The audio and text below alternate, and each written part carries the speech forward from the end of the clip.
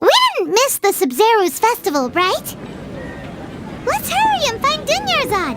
Paimon thinks she must be around the Grand Bazaar, since she showed us around there last time.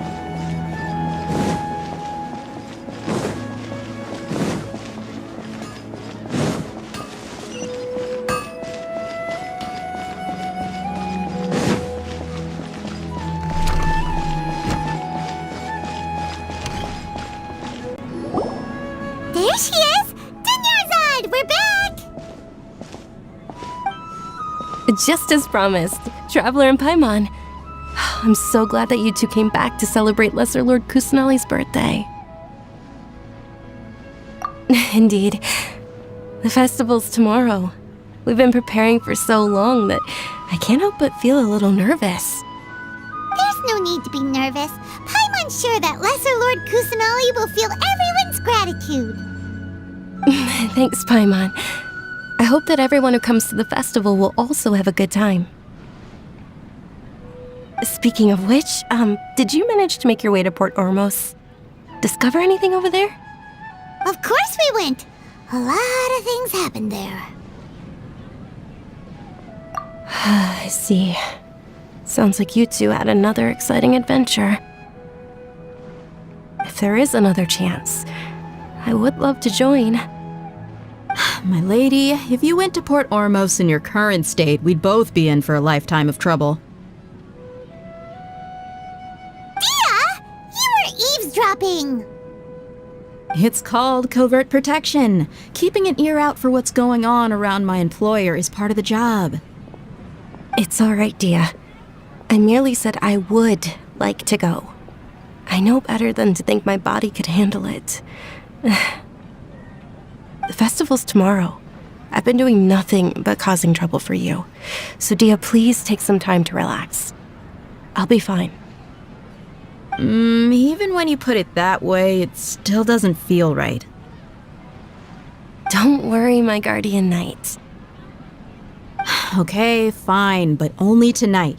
Tomorrow's a big day, and many no-good scumbags are gonna try to take advantage of that.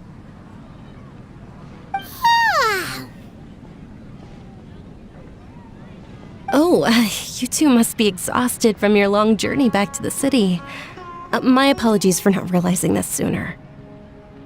I've already prepared a room for you to rest. Please follow me. Whoa, you're so thoughtful. Paimon's so ready.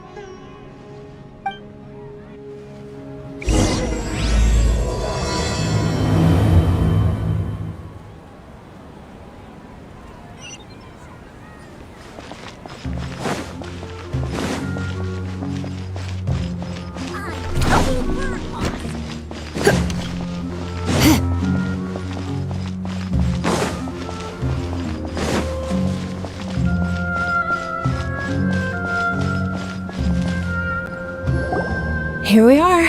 It's also fairly close to where I've been staying. It looks really nice.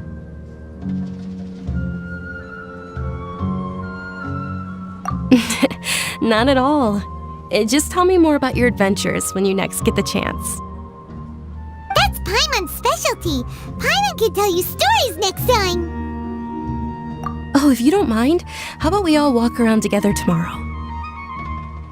All of my friends will be working the festival, and Dia is still insisting on her covert protection. Yeah, it'll be pretty hard to relax and enjoy the festival if Dia's constantly hovering over you, right? Then let's meet at the nearby bazaar first thing tomorrow morning. Have a great night. It's a deal. Good night, Dunyarzad. I may be too excited to fall asleep tonight. See you tomorrow. Paimon's starting to really look forward to the Sabzeruz festival too. Will there be lots of yummy food? Oh no. Thinking about food is just gonna keep Paimon up all night. The earlier we sleep, the better. Let's go inside, traveler.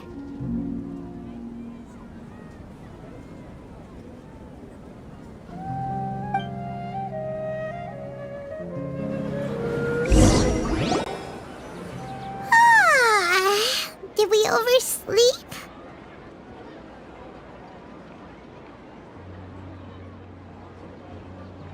should go meet Dunyarzad right away.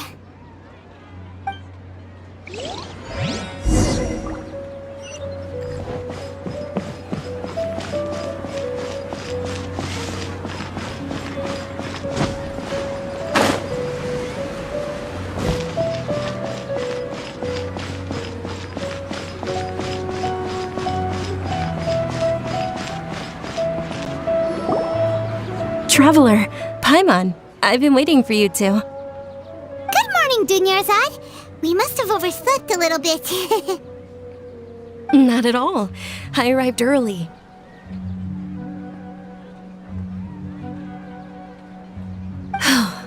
Today is finally here. I must cherish every moment as if it were gold. You've worked so hard for this day. You gotta enjoy it to the fullest.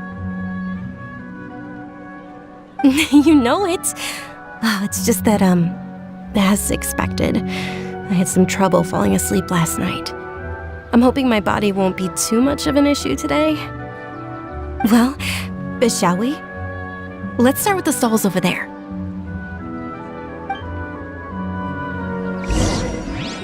Many vendors came out of the blue to support the event, and they insisted on covering costs themselves. Let's go give them some business.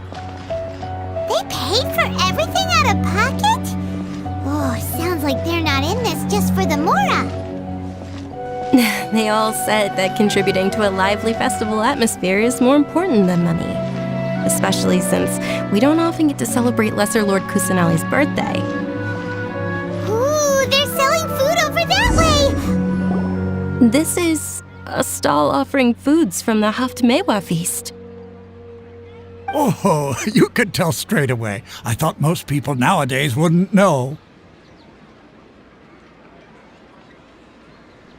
Mushrooms, flowers, and all kind of fruit? It's all vegetarian stuff. Oh, Paimon's a little disappointed. So, what's the Haftmewa feast you mentioned just now? It's another Sabzeruz festival tradition. People used to set their tables with 7 different foods. Generally speaking, the most common selections were foods like Rukashva mushrooms, Nilopala lotuses, Sumera roses, Sunsetias, Kapalatas, Hara fruits, and Zaytun peaches. So, the Sabzeruz festival is a vegetarian holiday? You don't have to be a vegetarian to enjoy the spread. We just use the 7 foods to symbolize the 7 virtues of the Dendro Archon. Wait, but if that's the case, if Sumeru uses vegetarian food to represent the Dendro Archon, then wouldn't the Pyro Archon's festival be full of food like roasted fowl, juicy meatballs, grilled steak? Oh, Traveler, we have to go to Natlan as soon as possible!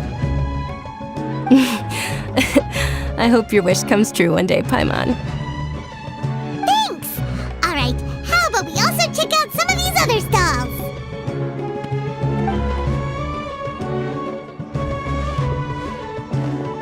Dear customers, would you like to try your hand at alchemical divination? What's alchemical divination? Those two things sound like they'd be fun to try together. Right? I thought the same when I first heard about it. It is said to be a mysterious craft invented by none other than Lesser Lord Kusanali herself. So, how does it work? It's quite simple. After you give me any 2 alchemical reagents, I'll use them to perform a random transmutation. Sure sounds random. So random that it will probably fail. That is precisely what we need. After the transmutation fails, your one and only diviner here will interpret the remnants. Well, according to Lesser Lord Kusanali, everything is interconnected, and all that occurs can be traced back to fate. You could say this is a pearl of old wisdom. Why does everything sound so much more credible when Dunyarzad says it? Are you guys working together? So that's the true wisdom behind it. This young lady sure knows her stuff. So, how about it? Want to give it a try?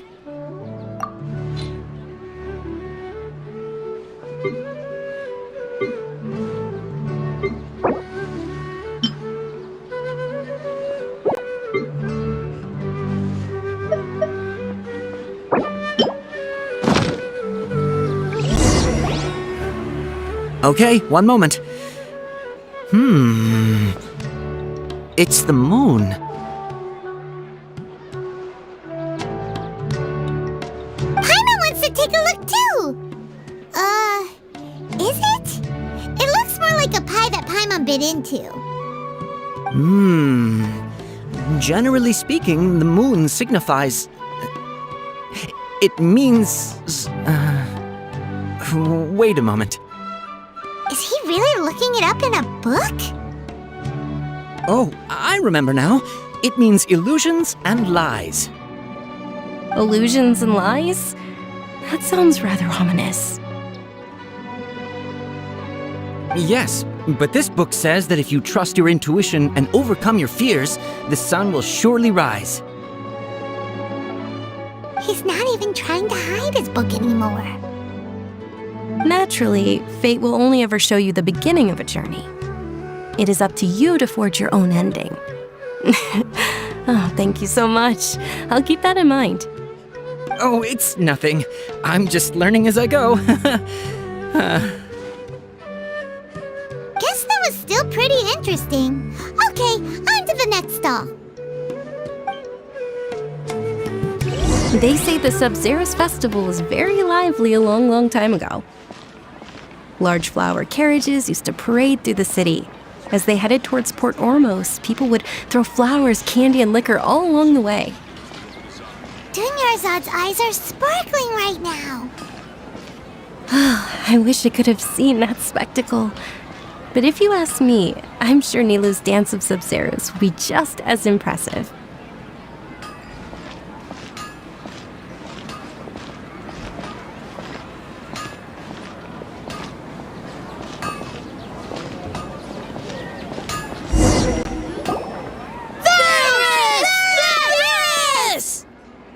Attention! Soldiers, fall into formation if you want any Yalda candies.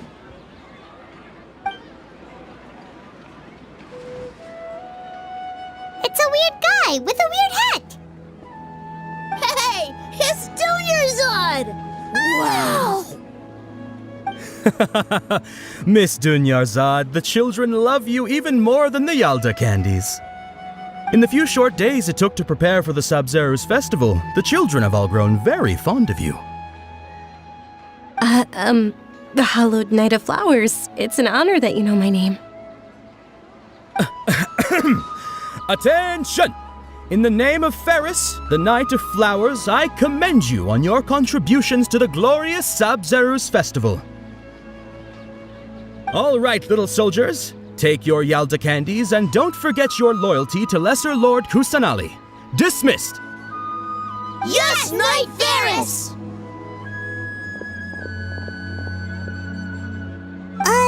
Just what is going on here? Ferris, the Knight of Flowers, is another Sabzeruz festival icon, and one immensely popular with children. In the past, the actor portraying Ferris would also sit on a flower carriage. It's all thanks to Miss Dunyarzad's sponsorship that the children can make such wonderful memories today. As are we to you, Vihar. Oh, not at all. Oh, speaking of tradition, do you want some Yalda candies? They're a festival staple, and I happen to have some boxes readied here. Take a look and pick whichever one you want. Whichever one, don't these boxes all look the same? That is the fun part. Each box contains a random flavor. It's up to the luck of the draw. Flavors include lavender melon, hara fruit, sunsetia. Ooh, those all sound pretty good. And there's also lizard tail and oni kabuto. Huh? What's up with those two flavors? Oni Kabuto is a little spicier than Lizard Tail. Dunyarzad, you tried them before? Traveler, help Paimon pick one. Paimon wants the sunsetia flavor. It's all right. Paimon believes in you. I also believe in your intuition. Great! These boxes of candy are numbered 1 to 5 from left to right. Which one do you want?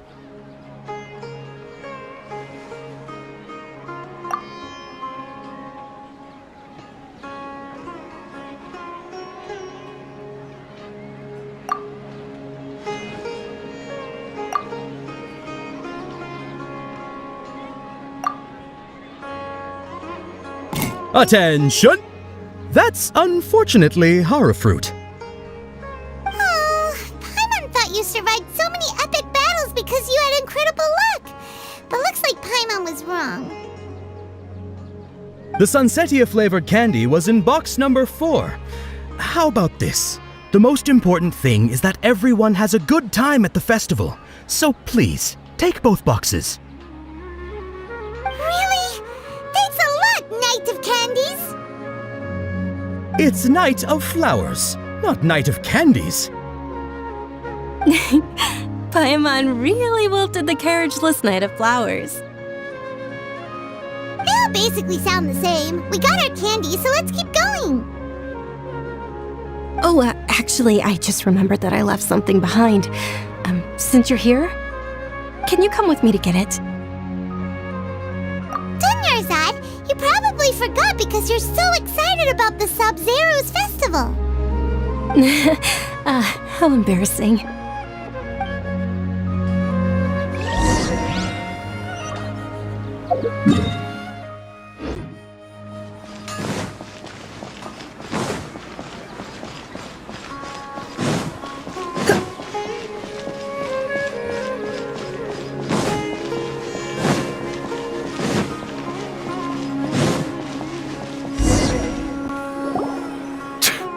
We're too late.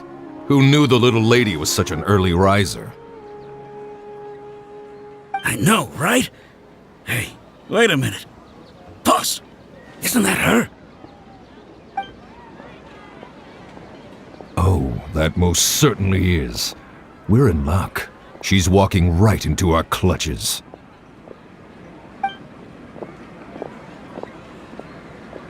Those Eremites don't look like they're up to any good. Who are you? I don't believe the Homayanis hired you. That's right. We haven't received any of their mora, but I wonder how much the Homayanis would shell out to get you back. They're a gang of kidnappers! Traveler, hurry and protect Dunyarzad! Hey, did you scumbags even consider that the Homayanis might have hired a merc that outclasses you? You're Dia! Dia the Flame Mane! No wonder we mercs haven't heard anything about you for so long. You sold your unruly mane to the highest bidder. Don't speak so disrespectfully. My family started working with her as gratitude for her past kindness to us. Don't worry about it, my lady. Just some friendly banter between mercs. One punch and those rabid dogs will expose themselves for what they really are. Aren't your claws all dull by now? Don't get too cocky!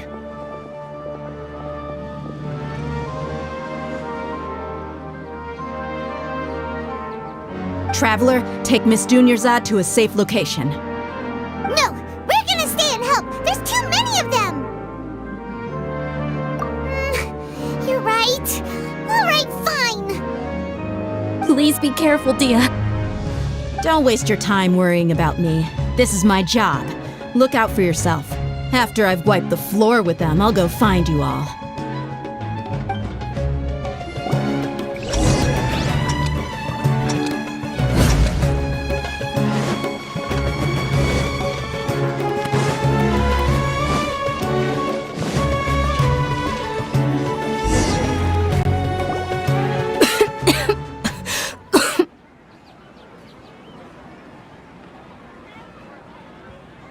Dunyarzad, are you okay?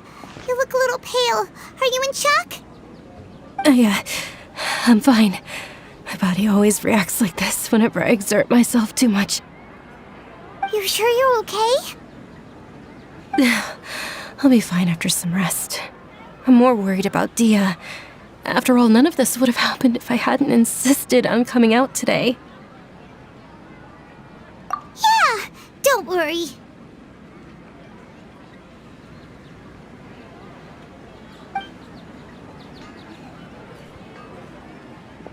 My lady, Traveler, found ya. Dia! You took care of them so fast! Any more of them? Or rather, did anyone follow you? Dia, your arm.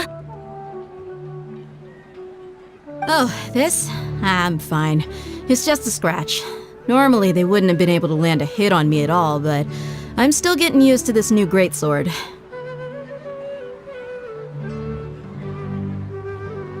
Please, let me take a closer look. Come on, it's nothing. Us mercs aren't as fragile as you think. Hold on, you said something about a new greatsword. What happened to the one you were using before? About that. Well, I sold it, because I was low on Mora. Stuff like this happens every now and then. It can't be. The anonymous donation that was used for the venue's final round of preparations?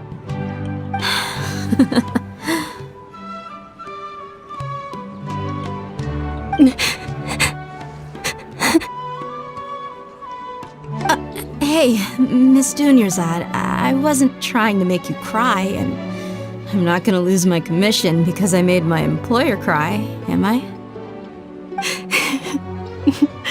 Okay, making your employer cry won't affect your commission, but selling your weapon without permission and getting hurt? I'll have to reevaluate your performance. You're so unreasonable, my lady.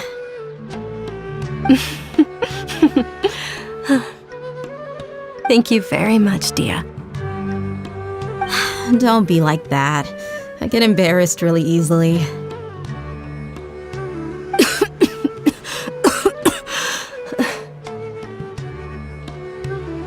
Are you feeling unwell again, Dunyarzad?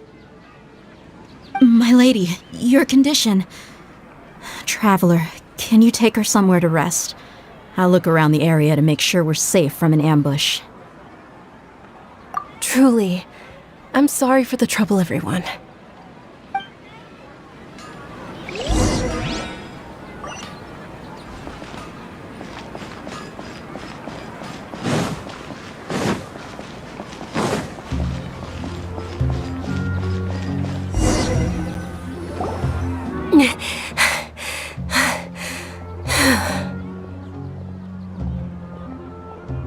Are you feeling better, Dunyarzad? Yes, much better. Just give me a few moments and I'll be good to go. I didn't realize you were concerned about it. I guess I shouldn't continue to keep it a secret. I was actually born with Elazar. It's terminal now. Can't believe it's Elazar! Oh, you've already heard of Elazar. In that case, you probably know about its severity. Sumeru's current medical advancements still haven't been able to find a cure. The disease's progression can only be delayed through environmental therapy. Dunyarzad. There's no need to be sad. I've always lived with Elazar and I came to terms with it a long time ago. Compared to the simple fact that I'm afflicted with this, its effects on my life have been much more painful. I know that my family loves me dearly. They've done all they can to provide the best environment for me so that I can live for that much longer. However, I know I will one day succumb to this. Did you know? Before I ran away from home this time, the world outside of my home didn't even know that I existed. Since I was a child, all I could do was sit on my bed and stare at everything outside of my window. I'm sure my family's worried and disappointed in me for running away, but I just didn't want to have any regrets. I wanted to meet other people. To me, there's nothing more beautiful than being able to meet and speak with others. Not to mention the incredible time spent preparing for the festival, the joy on everyone's faces here, and all the support I've received from friends like Dia. This way, when my final day does arrive, it will be less sorrowful. At the very least, many people will remember that I once existed in this world, right? As long as you don't forget Paimon. Paimon also won't forget about you. No. Even if you forget Paimon, Paimon will still remember you. Thank you two so much. I apologize for the depressing conversation. This is out of character for me. To be honest, Lesser Lord Kusanali gave me the courage to do all of this. If it weren't for her encouragement, I wouldn't have taken that first step. Thanks. There will always be frustrations in life, but I know that the point of living is not to leave behind any regrets. Oh, right. Isn't it almost time? Huh? Almost time for what? Isn't the dance of Sabzeruz about to begin? It's the part of the festival that I've been looking forward to the most. Nilu will recreate that legendary scene with her most splendid dancing. And the Sabzeruz festival will conclude amid everyone's applause and blessings. And with that, my wish will also... Then what are we waiting for? Let's go to the stage! Yeah, we should still make it in time.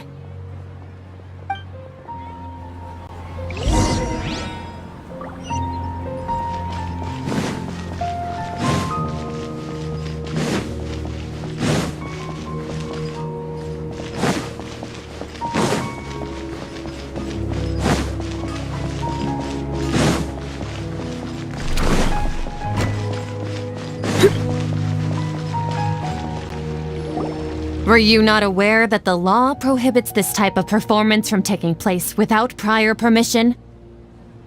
Over there! Someone's yelling at Nilu! I think I just saw the Academia's Grand Sage. Why is he here in person? But the Dance of Sabzeruz is one of the key parts of the Sabzeruz Festival. If we can't perform it... The Sabzeruz Festival. The law also prohibits the private hosting of large-scale religious festivals. Only the Academia can host such an event. If you continue to resist, we will have to order an investigation into every single event organizer. The Grand Sage has already granted you much leniency. I advise that you exercise tact. How did things turn out like this? The Academia was originally responsible for the Sabzeruz festival, but they failed this responsibility for many years. I need to speak with them. This is a hard pill to swallow, but you're right. Things would only get worse. Art, dance. Aren't you ashamed of pursuing such frivolous and meaningless activities in this land of knowledge and reason? Our Archon created the utopia that is Sumeru City for all scholars who sought validity, verity, and truth, while people like you wish to defile it. No. I believe that our Archon never rejected the arts. Even the goddess of flowers dedicated a dance to her. With your lack of intellectual credentials, I do not believe you are qualified to debate with me. What you should be doing is finding workers to tear down this ridiculous eyesore. When we return, have the scribe draft an ordinance before the next Nyargarbaha Day that prohibits public art performances. We will announce it to the public later via the Akasha. Understood.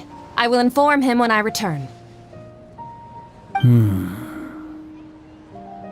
The Sabzeruz Festival. Go celebrate the birth of that god to your heart's content.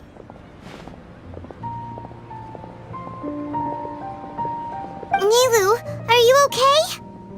Oh, Dunyarzad. You all saw that just now? The Grand Sage ordered us to stop the performance. Yeah. Let's go somewhere the Academia can't find us and perform there. But how do we let everyone know? And what about the atmosphere on the stage? Or We could get people to block them off so they can't interrupt the performance. No. They just threatened to investigate the organizers. If we were caught... Nilu, it's all right. Don't worry about it. But you've been looking forward to the Dance of Sabzeruz so much, and I know how important this festival is to you. I don't want you to have any regrets. It's okay. Seeing you care this much about my feelings is more than enough. It would be too risky to continue the Sabzeruz festival at this point. I don't want to get everyone in trouble. If you say so. But you can sneak out for the next Sabzeruz festival, right? We'll make sure the next one is a smashing success.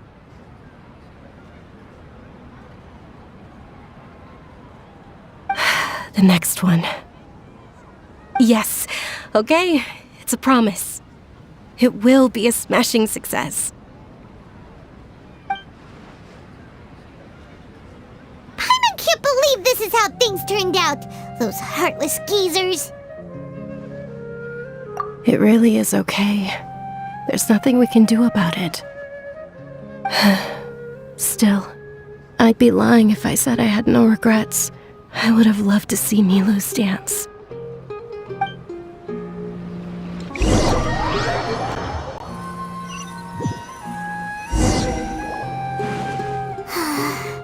A lot happened today.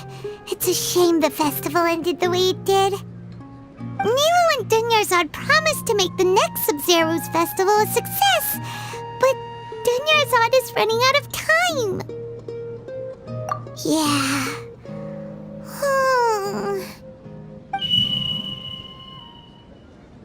All connections have been secured to construct the most stable framework possible.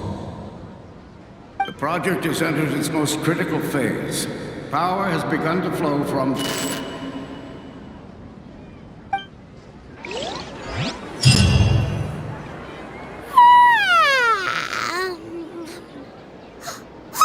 We're gonna be late! It's all because you wouldn't get out of bed! We should go meet Dunyarzad right away!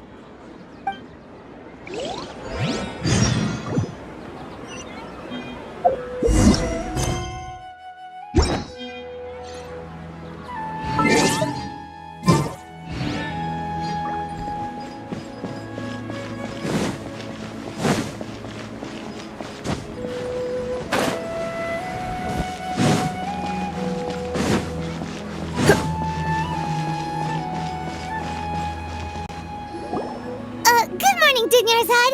Sorry we're late. Not at all. I arrived early. You seem kinda tired. Did you not get enough sleep? I'm doing well. There's no need to worry. Shall we go? Let's start with the stalls over there. Sure! Traveler? Why are you just standing there? Let's get going!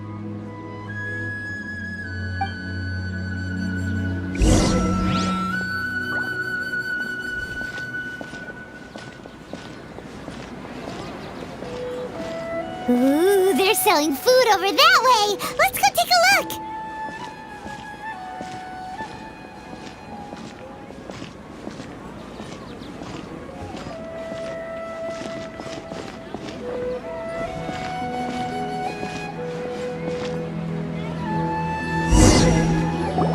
This is a stall offering foods from the Haftmewa feast. You are quite well informed, miss. I thought most people nowadays wouldn't know. They're all plants! Oh, Paimon's a little disappointed. Actually, what is the Haftmewa feast you mentioned just now? It's one of the Sabzeruz festival's traditions. People used to set their tables with 7 different foods to symbolize the 7 virtues of the Dendro Archon.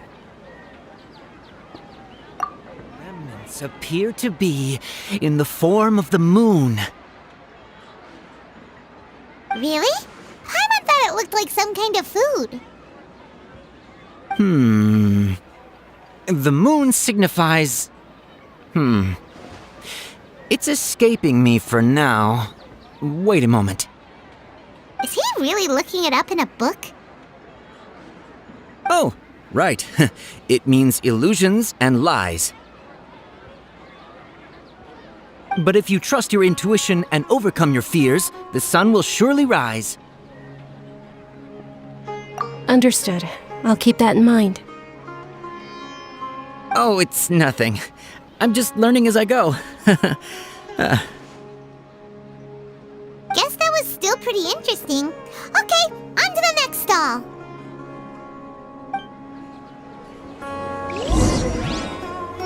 So, where to next?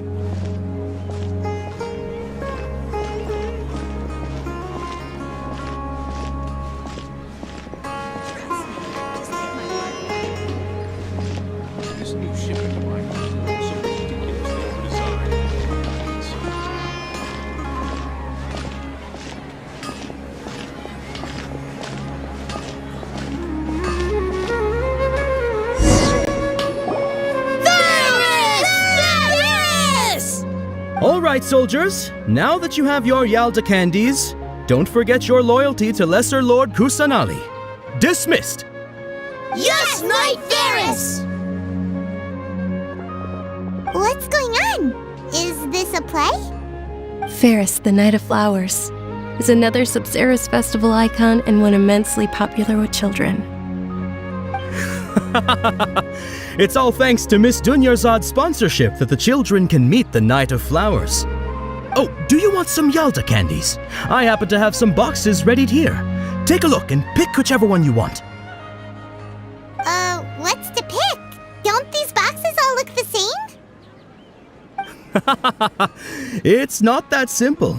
Each box contains a random flavor. It's up to the luck of the draw. Flavors include lavender melon, hara fruit, sunsetia. Ooh, how interesting! And there's also lizard tail and oni kabuto. Ugh, why do those flavors even exist? Traveler, help Paimon pick one. Paimon wants to eat the sunsetia flavor. Great! These boxes of candy are numbered 1 to 5 from left to right. Which one do you want?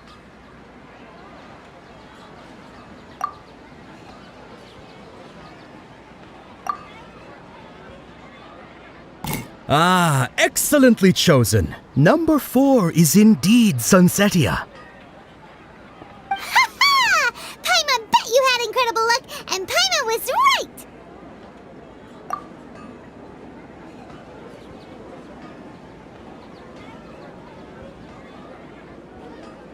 Huh? How's that possible? It's obviously random. Maybe we didn't sleep very well last night. Or maybe we slept too much.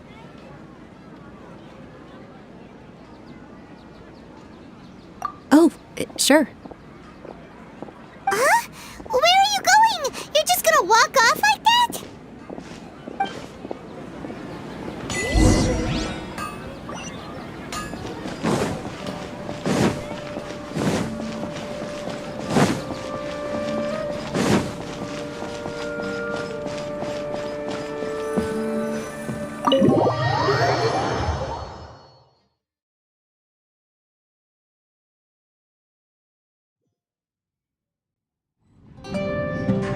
A feeling of deja vu? Oh, Paimon knows what that is. It's when you feel like you've already experienced whatever is going on.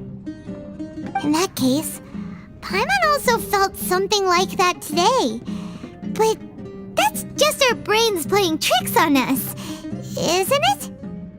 So why'd you run here in such a hurry? So that's it!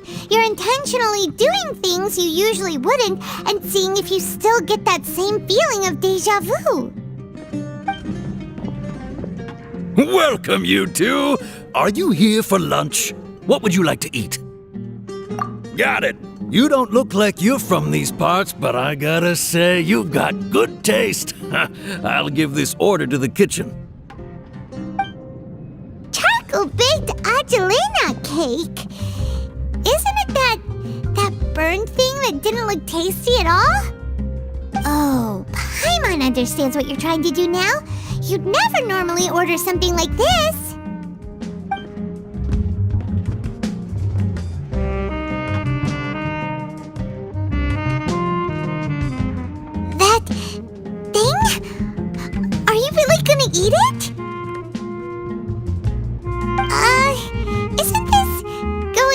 too far.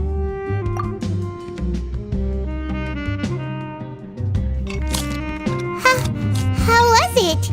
The look on your face is telling Paimon that it tasted awful. Then, you mean... That's impossible! We were just talking about how gross it looked! So, would this be a case of taste bud deja vu? Paimon also gets the impression that we've been here many times, even though we are regulars. How about we go out again and try something else?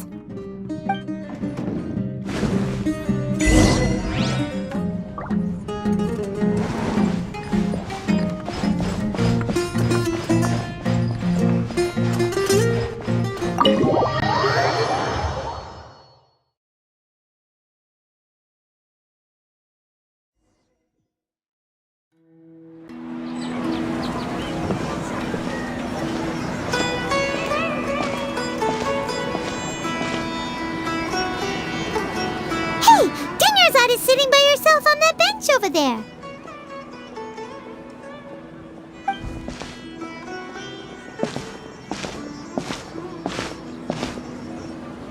What a coincidence, Dunyarzad. We meet again. Why are you sitting here all by yourself?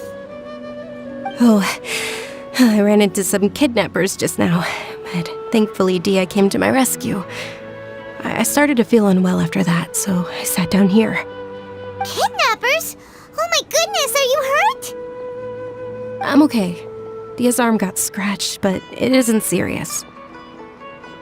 Whew, that's a big relief. But, Dunyarzad, you seem a little down today. It's the Sabzeruz festival, and you've been looking forward to it so much. Not at all. I've always been like this. Excessive physical exertion or strong emotions tend to aggravate my illness. Besides, no matter how amazing today may be, it is but a single day.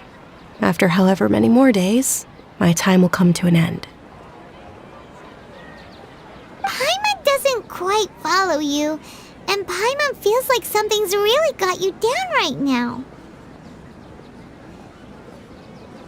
It really is fine. I don't mind.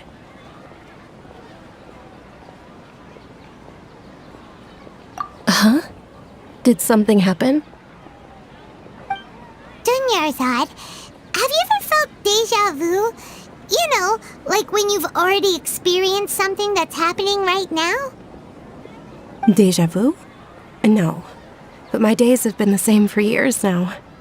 Even if I were feeling deja vu, I suppose I would already be used to it. Oh, Paimon sees. Then... is it only the two of us?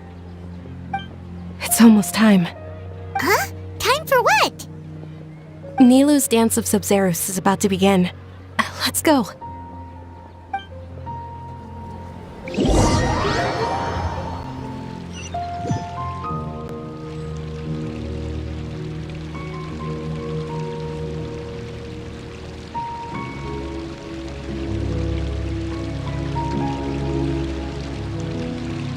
With your lack of intellectual credentials, I do not believe you are qualified to debate with me.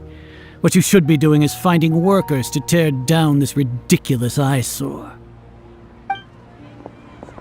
When we return, have the scribe draft an ordinance before the next Nyagarbaha Day that prohibits public art performances. We will publicly announce it later through the Akasha. Understood. I will inform him when I return.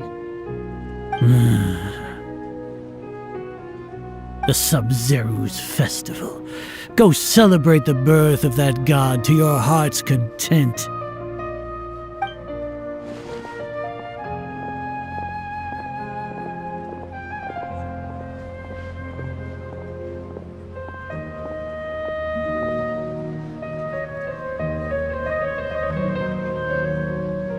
Nilou, are you okay? Oh, Dunyarzad. The Grand Sage ordered us to stop the performance. It's okay. There's nothing we can do about it. But you've been really looking forward to this. I don't want you to have any regrets. It truly is unfortunate, but I don't want to cause trouble for anyone. Didn't the Grand Sage say that he might investigate the organizers? True, but... well, okay. I'll just have to try again next year. The next festival. I probably won't be around by then. Wait, what did you just say? No, nothing. I'll be heading back to rest. Thank you for your help, everyone.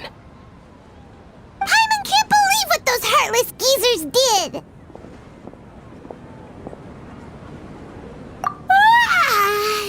Did Dunyarzad already go back? We should also return and get some sleep.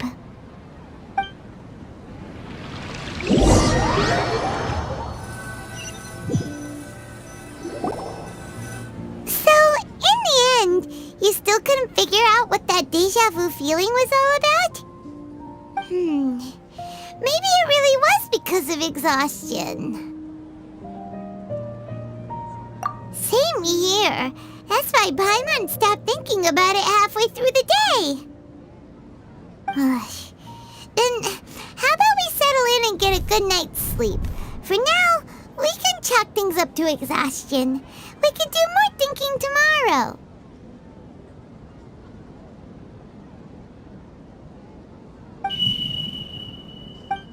Observing a modest drop in the output of jnana energy, but values still remain within normal parameters. Continue to monitor for variances in the data and find the cause as soon as possible.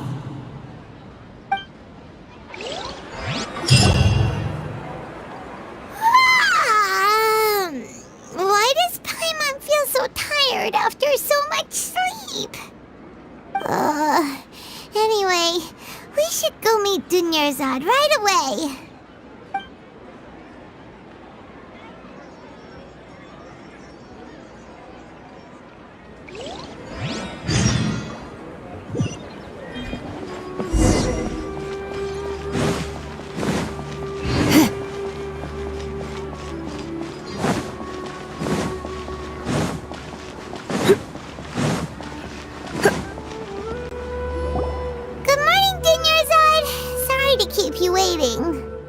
Not at all. I arrived early. Huh? Paimon thinks you sound kinda tired. Did you not get enough sleep? I'm doing well. There's no need to worry. Shall we go? Let's start with the stalls over there. Great idea! Let's get going! Traveler? Hey.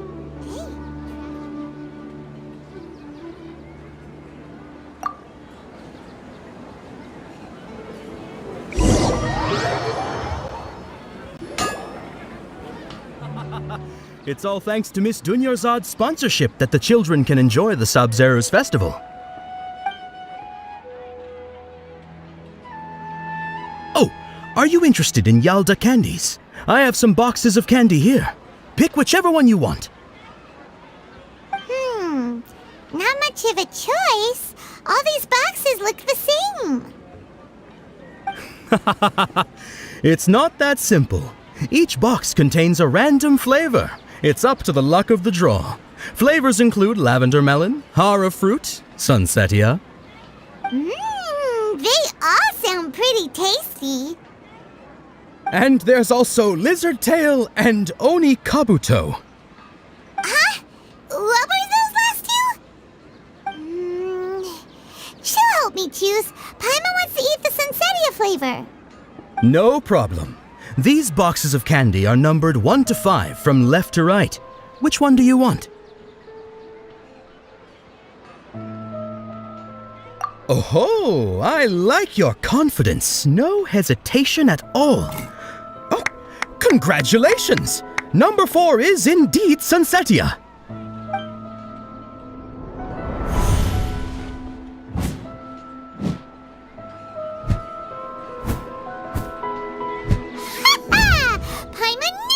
Always had incredible luck. Paimon's not really interested in the other flavors. Wait. How did you know? Don't tell me that you already knew which flavor was in each box. What? She was right about all of them? That couldn't have been luck. How is this possible? I packed all those boxes this morning and they've been sealed ever since. You couldn't have known beforehand. Mind reading? X-ray vision? Or some kind of magic trick? This is way too freaky. Tell us what's going on! Since when did you get superpowers? Traveler?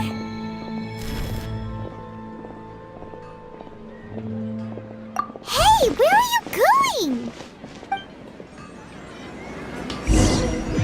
What's going on? Did you see something? Us leaving Dunyarzad without letting her know is kinda rude, you know.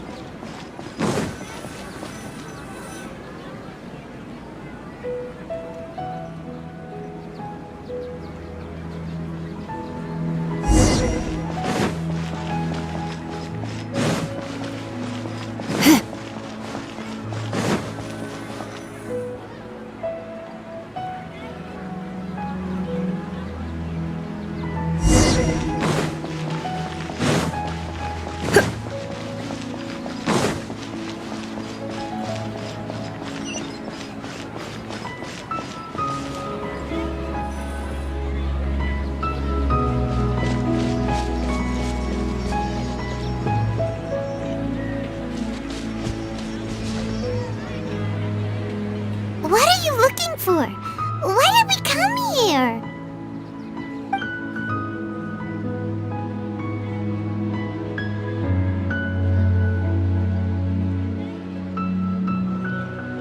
Traveler?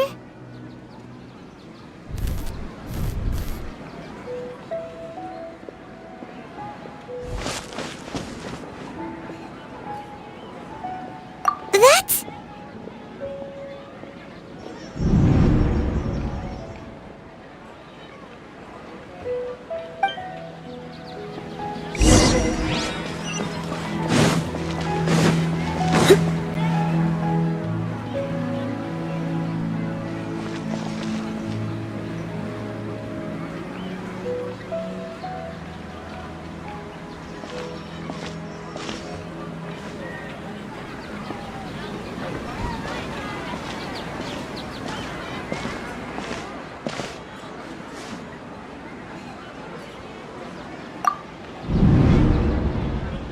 Look! That's...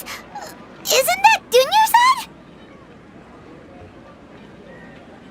What's happening here? Why are there two Dunyarzads? You already know that this isn't your first Sabzeruz festival, don't you? I'm sure you already know how to use this. A knowledge capsule? Where did you get it? What's inside? You should use it too, Paimon. You know Paimon? Well, this seems kinda sketchy, but Paimon feels like this is what we should do.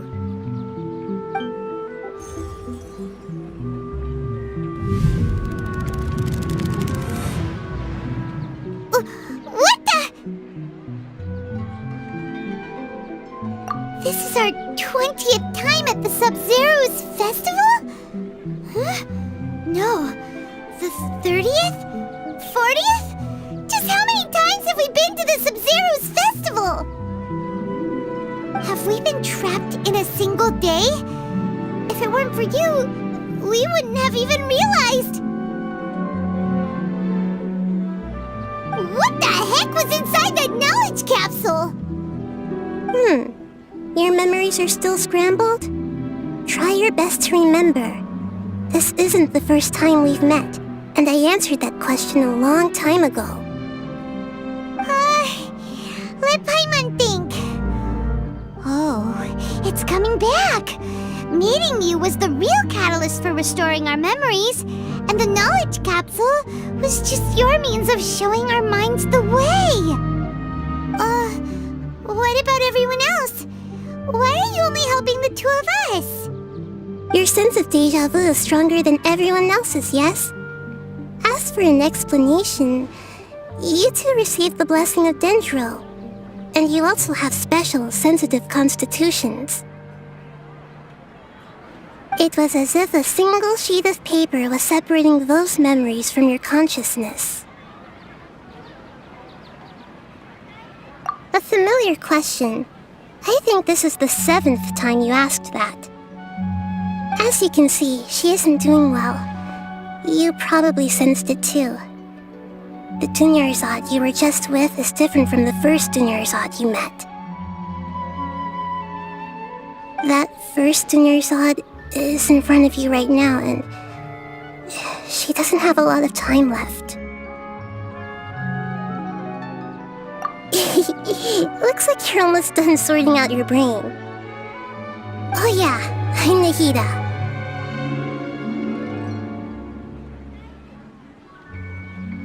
Good, you passed the test. What's happening? You can awaken our memories, and you seem like you know what's going on. Oh, wait, please don't tell Paimon even you don't know. Everything in this world runs in a loop. This cycle is called a samsara. You, me, and everyone else are all stuck inside a one-day samsara. As for the truth, that's on you to find out. If you were told the truth instead of discovering it yourselves, it would literally blow your minds. I don't know how you'd be after that. I can only give you surface-level help, like bits of information and subtle hints. For the rest of the time, I'll be doing all I can to slow down Dunyarzad's illness. She looks like she isn't doing well at all. Her illness gets worse after each Sabzeruz festival. If we can break out of the samsara, I might be able to save her. But as things are right now, she's just a small bird in the sky that's about to lose its last feathers. All I can do is raise a gale to delay her fall.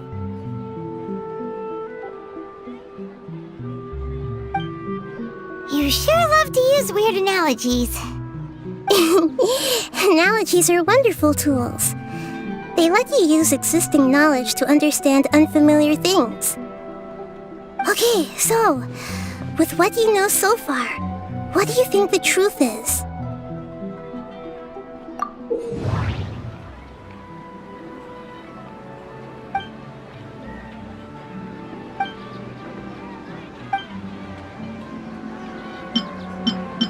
What's happening right now seems to have happened before. This feeling has been getting stronger and stronger.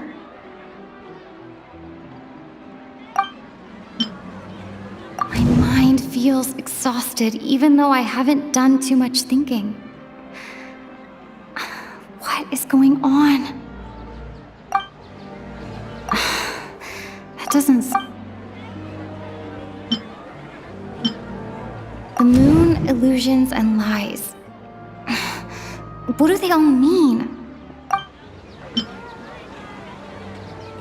Grand Sage said, go celebrate the birth of that god to your heart's content. Did he mean something more? We've already experienced the Sabzeruz festival many times, and the day of the festival seems to be in a perpetual samsara.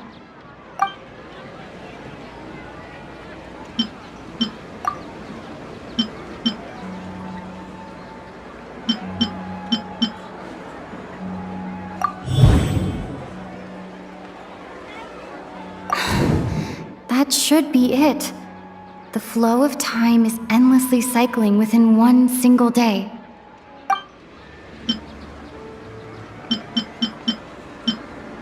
We've already experienced...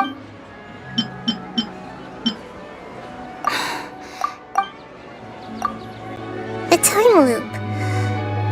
You've given similarly wrong answers in the past. A pity. Still the wrong answer?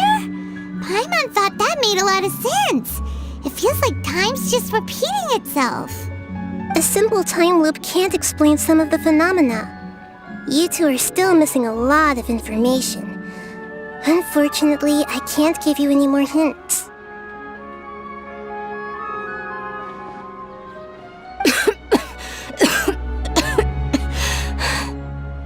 Dunyarzad!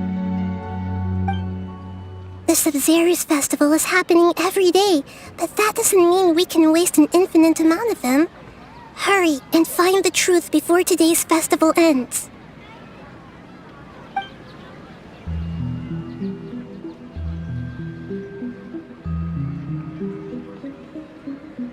Let's think about our current situation. To save Dunyarzad, we have to escape the samsara of the Sabzeruz festival. And to do that, we need to figure out what's happening. The truth. Nahida rejected the idea of a time loop, so we must have missed something, right? Paimon's memories say that we've already done this many times, but let's go talk to people again. It's more productive than sitting here and scratching our heads. Why don't we start with those stall owners?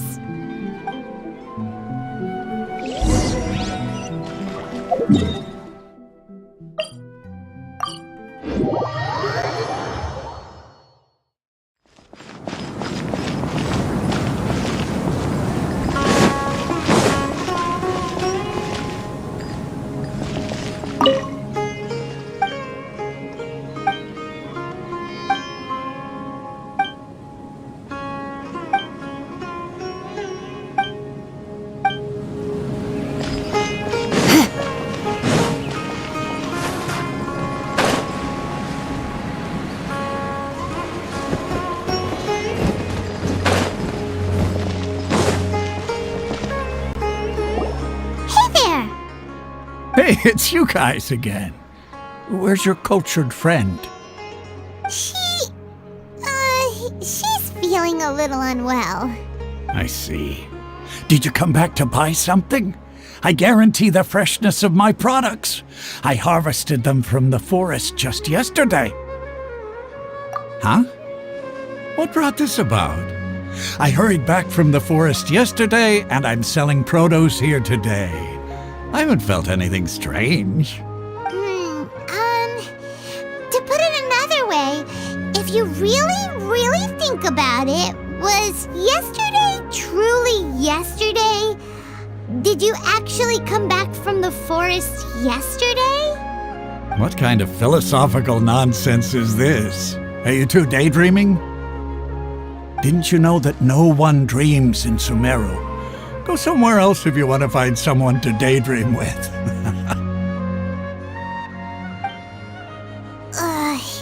He actually has a point. Is this a dream? Is everyone dreaming? True. It's so weird that people here don't dream. Why is that? Anyway, if this all really were just a dream, we would have woken up a long time ago. Let's keep asking around.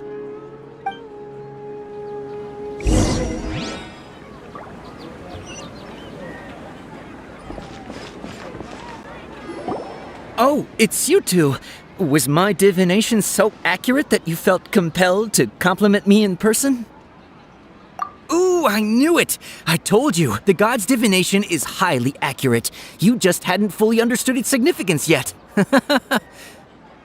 You're really excited about this, huh? That's exactly why we came back. Help us better understand it. Help you better understand it? Well, that isn't exactly what I excel at.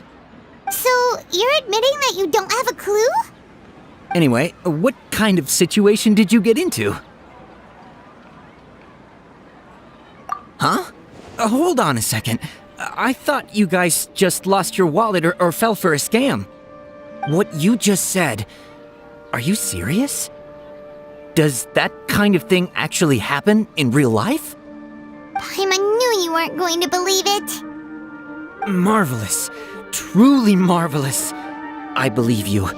Recall the interpretation of your divination, the moon, illusions, and lies. It really felt like an omen. When you say it like that, the divination does sound like it's related to what's going on. Can you read any more into it? I believe that the Archon's revelations are never more than vague hints. Anything more specific is beyond the reach of mere mortals. The book only says, if you trust your instincts and overcome your fears, the sun will surely rise. So that's how it is. Looks like fortune-telling is just fortune-telling. It's no good for practical problems. We haven't made any progress. Who else can we talk to? Paimon remembers that we tried talking to her a couple of times, but she always thinks we're playing pranks on her. You think she'll brush us off again? Yeah, if we tap into Dia's strong sense of responsibility as a mercenary, then she'll definitely take us seriously. At this time of day, Dia's probably just finished beating up those kidnappers. Let's go find her.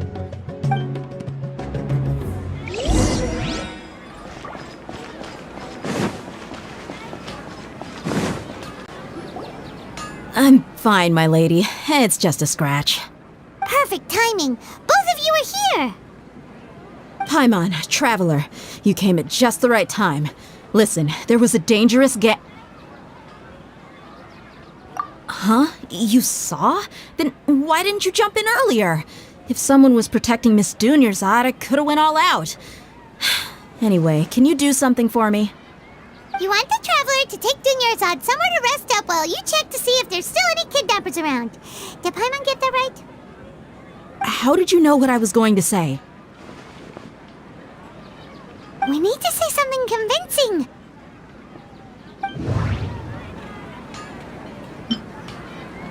Dia sold her greatsword to raise additional funds. And then she was injured because she wasn't used to her new weapon. Tell her, traveler!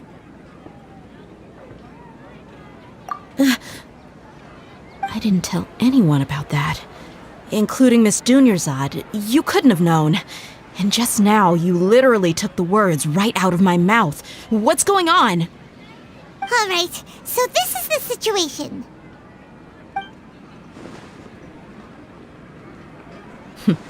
It's kinda hard to believe what you just told me.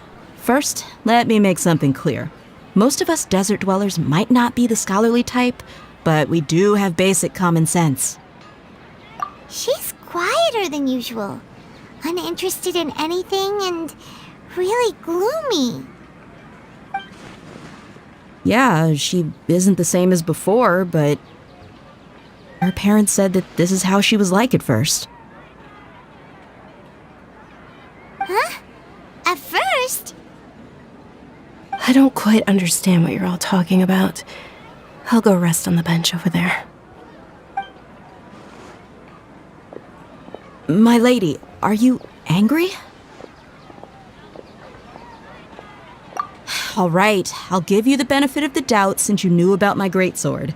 Let's make this a quick trip. Miss Dunyarzad isn't completely safe here.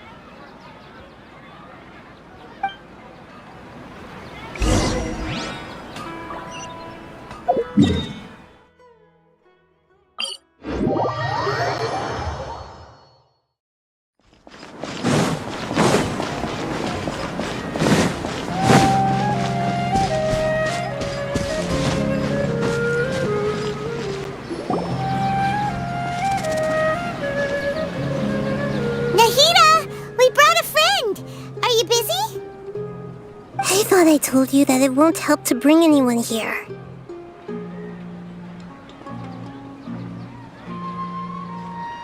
We just wanted her to see the real Dunyarzad's condition.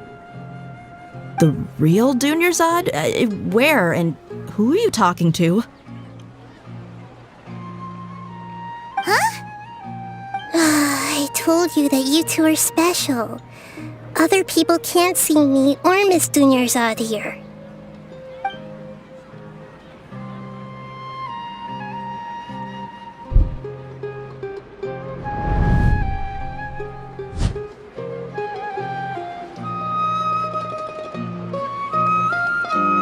Hold on. Over there. Is that? Wow. How perceptive. Does she have invisible antennae? Miss Dunyarzad, she's lying down here, isn't she? How's she doing?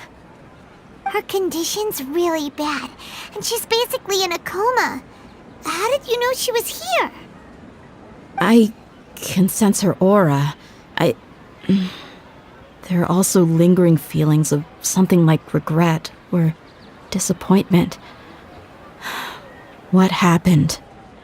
Do you believe us now? The Sabzeruz festival has been repeating itself. So, you think the sages are behind this? Yeah, they've always been against us. Wouldn't surprise me if they're using the Akasha to intentionally repeat the Sabzeruz festival as a sick joke. You have a point. Aside from the Dendro Archon, the Academia's sages are the only ones in Sumeru who could pull off something like this. Maybe there's more to the Akasha than we know. Right! Didn't you awaken our memories using something that looked like a knowledge capsule? That means you must know something about the Akasha! The Akasha relies on the power of a gnosis to operate, as it is the manifestation of the God of Wisdom's power. It compiles the wisdom of the entire populace, and it grants knowledge to the people. A gnosis could do that? No wonder the Akasha is so magical. It's being powered by the gnosis of Sumeru's Archon. So, this Nahida you mentioned, what did she say? She said, and Paimon quotes, "The Akasha relies on the power of a gnosis to operate, as it is the manifestation of the God of Wisdom's power. It compiles the wisdom of the entire populace, and it grants knowledge to the people." Compiles the wisdom of the entire populace and grants knowledge to the people. Wait. I get the grants knowledge part. That's what people have always used the Akasha for. But compiling the entire populace's wisdom? How does that work? Did she mean that the sages enter new knowledge into the Akasha?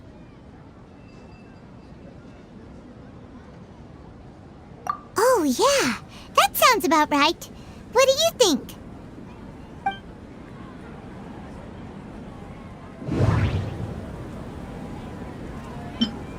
People in Sumeru don't dream. What a strange phenomenon. Okay, Nahida said, the Akasha relies on the power of a gnosis to operate, as it is the manifestation of the God of Wisdom's power. It compiles the wisdom of the entire populace, and it grants knowledge to the people. My mind feels exhausted, even though I haven't done too much thinking. What is going on? What's happening right now seems to have happened before. This feeling has been getting stronger and stronger.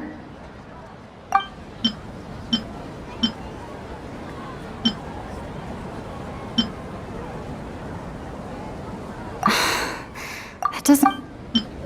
Okay, Nahida said the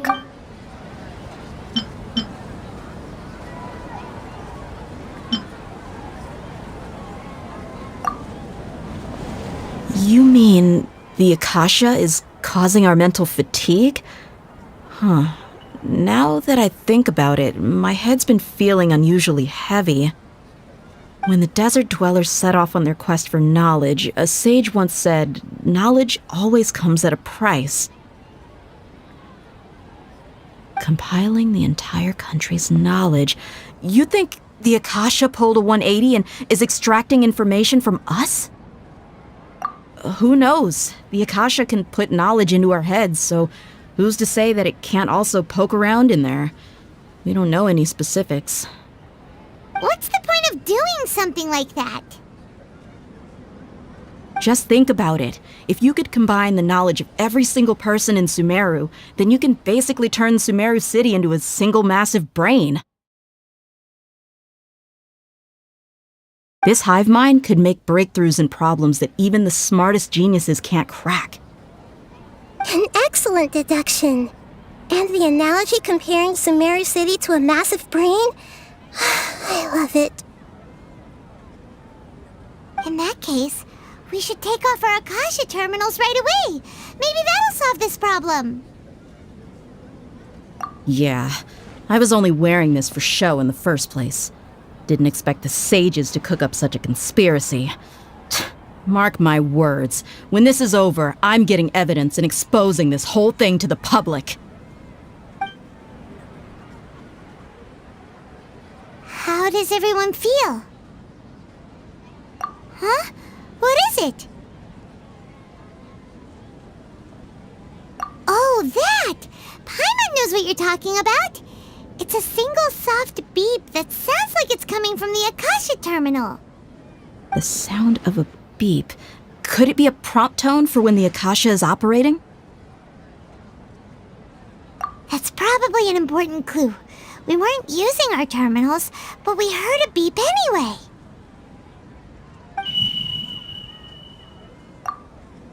Traveler, did you hear that? I heard it too. Our ears aren't messing with us. There was definitely a beep, but it sounded like it was coming from inside my head. We took off our Akasha terminals.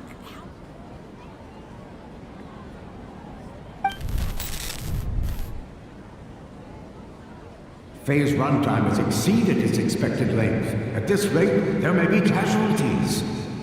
But we cannot lose all of our progress.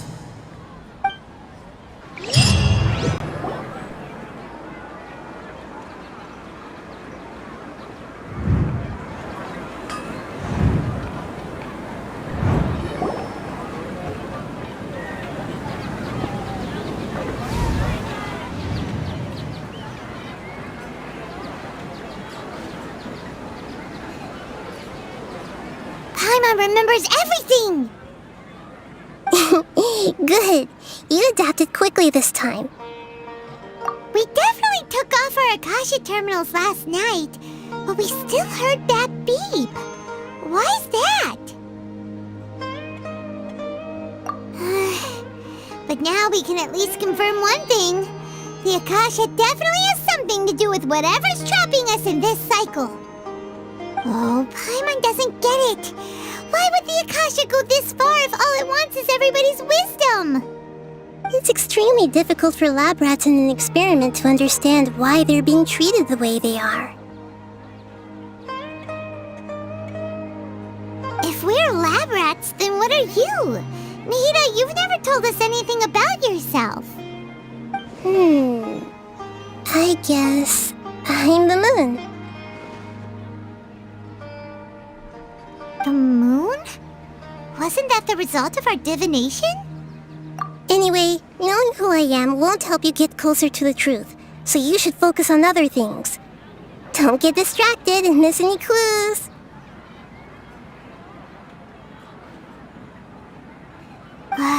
Okay then. Dia helped us a lot yesterday, so let's go find her. If Paimon's reading the time correctly, those kidnappers should be showing up soon.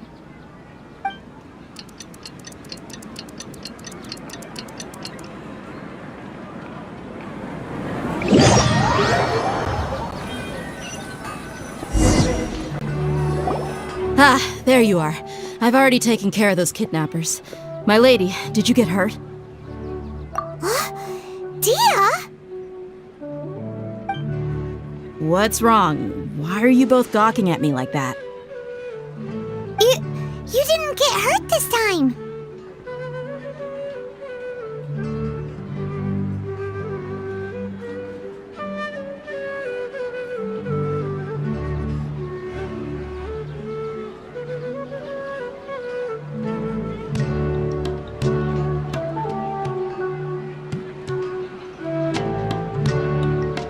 Huh? What do you mean this time? Why are you so surprised that I managed to get out unscathed? Those kids were amateurs.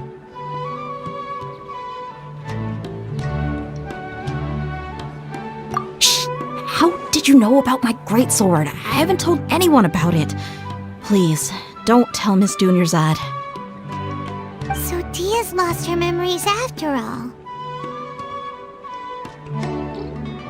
Anything strange? You already know that I got a new greatsword. If I had to say something, it's weird how such a new weapon could feel so familiar. It's as if I've already used it to fight a countless number of battles. You're saying that although you don't remember using it, your body feels like it does? That's right. Both mercenaries and warriors heavily rely on muscle memory. Only knowing the theory of battle won't get you anywhere. Traveler, what do you think? Yeah, Paimon's feeling really hopeful. Oh, you're right! Earlier in the Samsara, something like this would have never happened. I have no clue what you two are talking about, but it's still dangerous here, so... So you want us to take Dunyarzad somewhere else to rest while you check if there are still more kidnappers around, right? How did you know what I was gonna say? Can you read minds? Forget it. Go and do your thing.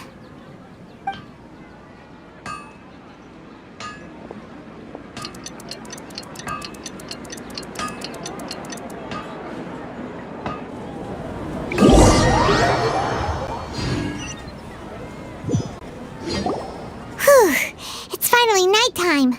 Aside from Dia not getting injured, everything seems to have stayed the same. Listen, Nahida, we found out that Dia got out just fine today, even though she got injured every other time she fought the kidnappers. Do you think the Samsara has been broken? Have we saved Dunyarzad? Really? Good job on all that progress. Get some good sleep tonight.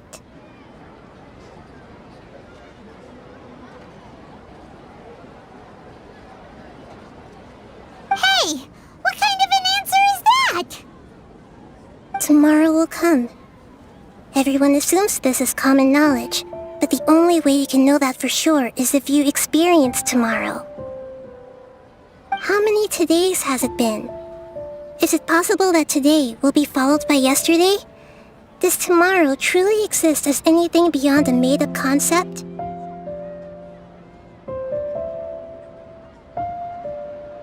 It's even possible that this entire world is a lie, and the history of the whole world has just been one endless Sabzeruz festival. Okay, no more. Paimon's brain is already shut down. That's why it makes no sense to waste your energy thinking about things you will learn tomorrow. Get some good rest.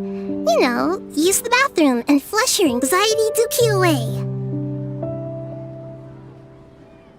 Huh? Hold on, what did you just say? Did Paimon hear you correctly? Huh? People always say they feel a sense of relief after they take a duk-duk. That's why I suggested you could try that. Is that so strange? It's so strange and so against common sense that Paimon's at a loss for words. You were sounding kind of smart just a minute ago. Yeah, even though it's happy and lively at the Sabzeruz festival every day, it feels like it's been a long time since we've really gotten to relax. Let's go back to our room. Continue the harvest. Compared to what we stand to achieve, these sacrifices are trivial.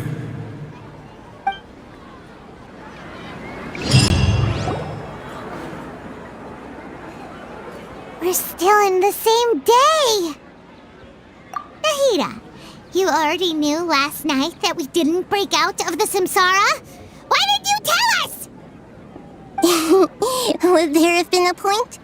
You would have spent the night with new worries, with tomorrow still out of reach. In that case, you might as well rest within that brief moment of hope.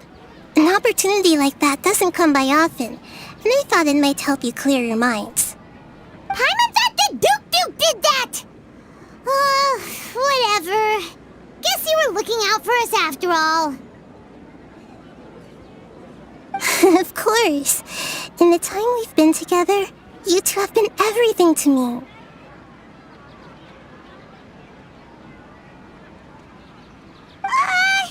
Paimon's flattered and everything, but maybe you're taking things a little fast. What I mean is, even though I had asked you to solve this puzzle, you two are still the only ones who can see me and sense my presence. In other words, if you weren't here, I may as well not exist. That's why you two have been everything to me. Get it?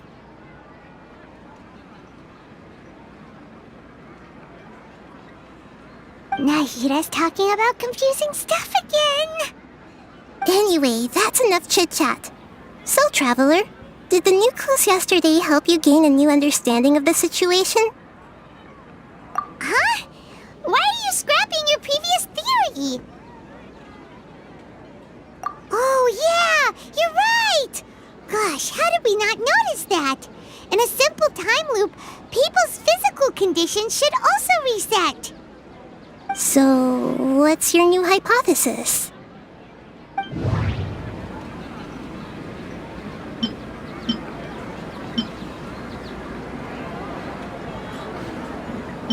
Mercenaries rely heavily on muscle memory. And Dia was able to use her experiences to avoid injury in later samsara cycles. The moon, illusions, and lies.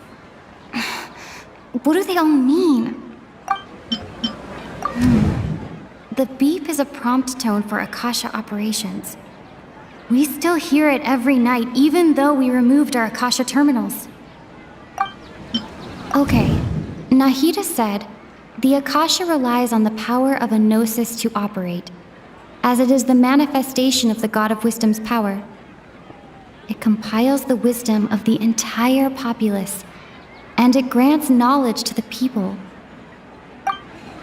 We've already experienced the Sabzeruz festival many times, and the day of the festival seems to be in a perpetual samsara.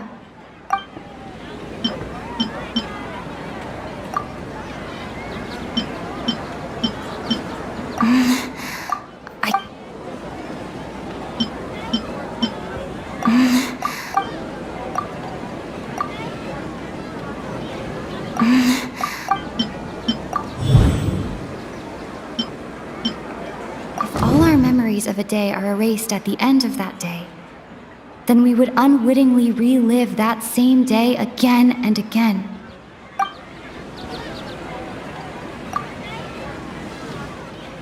Oh!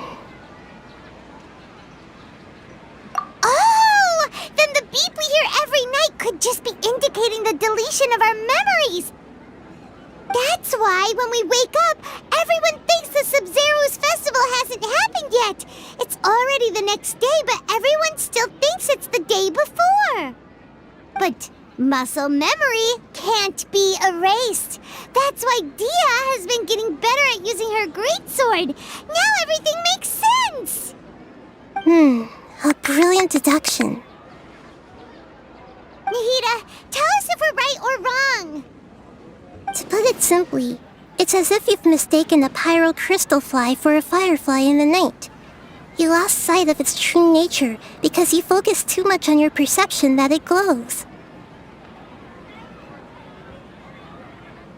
That isn't simple at all!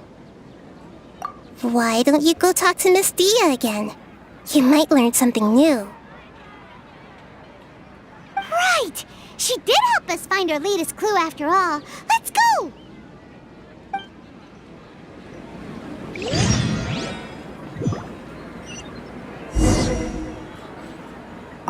We don't have many more festivals to waste. Hurry and find the truth.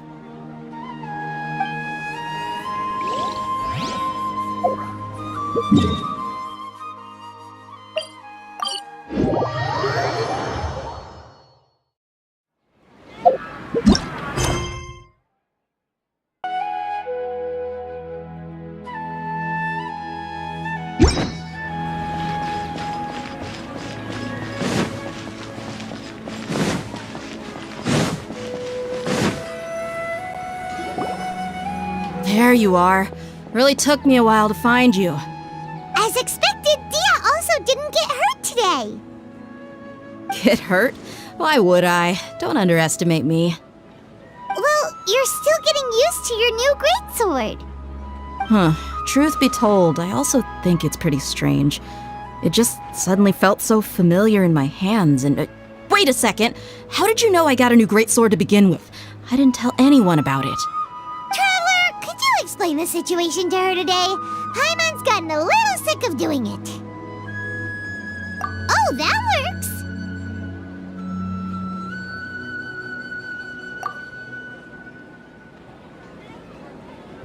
What happened to you guys while I was gone? Did you get brainwashed by some cult? Don't think too hard about it. Just take what we're saying at face value.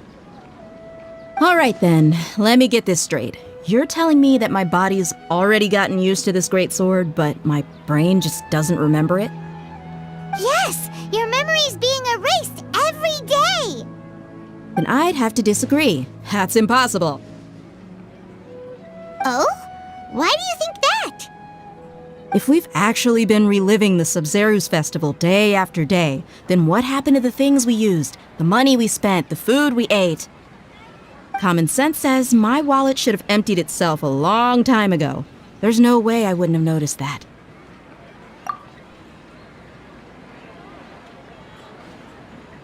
Right! They could use the Akasha to record what everyone did that day, and then use the city's resources to replenish everything! It's not very likely, but it's also not impossible. No, it is impossible. I've got proof. You have proof? Where? You two are surprisingly serious about this nonsensical discussion. Fine, I'll play along for a little longer. Come with me, Miss Dunyarzad. Please come along as well. I still can't guarantee that this area is safe.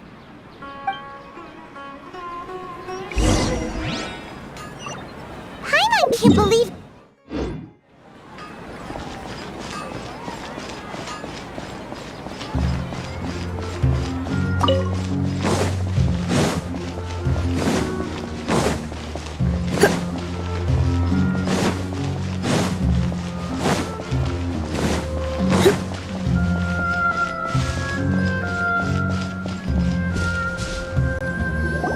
This is it.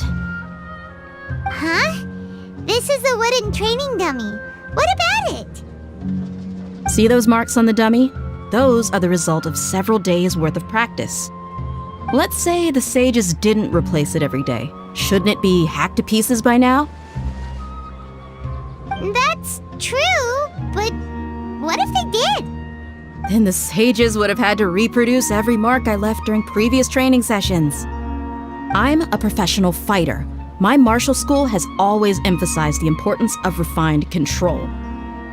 The force, angle, and entry point of each strike is calculated and deliberate. That's why I remember every mark on the dummy, as well as my state of mind as I made each strike. It's just as they say, each swordsman has their own unique style, and even the same swordsman can't make the same cut twice. It would be impossible to copy these marks. Is it really impossible? What if they used some fancy machine to carve every single mark? People often say that a camera's photo can never replace an artist's painting because the former has no spirit to it. The same thing applies here. At a mere glance, I can differentiate carved marks from the results of combat training. Whew, I hope that cleared things up for you. Hey, is this that new brain-exercise game that's been super popular with the scholars lately? It's surprisingly fun. Anyway, it's getting late. I should escort Miss Dunyarzad to Nilu's stage. See you later. Well, back to square one. Is our memory deletion theory also wrong? But at least we've reached some other conclusions in the meantime. Yep, that's true. So, Can we think of any new ideas right now? Strange? Paimon feels like everything's been strange lately. Huh? Leaving the city? You're right! It's really strange how we never thought of such a simple solution! Many things should become clear if we can confirm the flow of time outside of the city. Paimon can't believe it! Did we miss this because we're tunnel visioning too hard on our other theories? Or because we're just too tired? How about we go back and ask Nahida? Maybe we've forgotten something about leaving the city.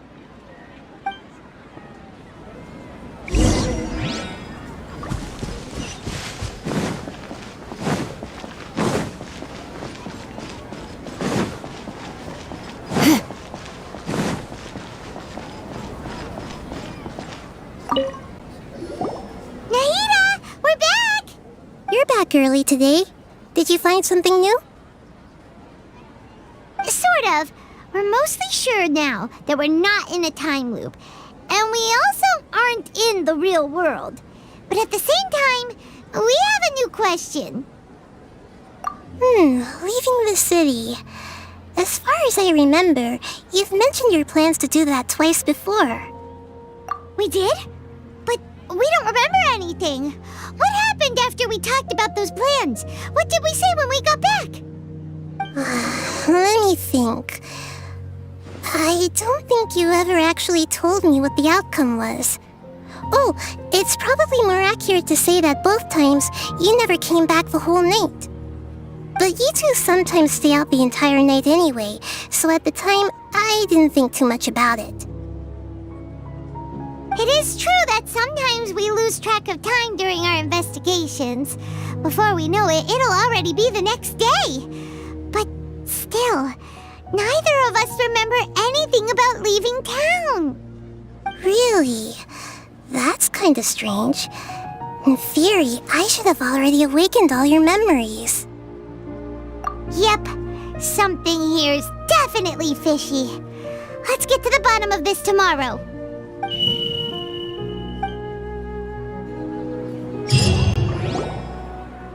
Our memories are back! About that... Well, where should Paimon begin? Traveler, aside from your memories that were just restored, I have another message for you. Listen to it and you'll understand. Can't go back! There are countless spaces here. Our Sabzeruz festival in Sumeru City is just one of them. Traveler, you should be missing 2 days' worth of memories. Paimon will fill you in.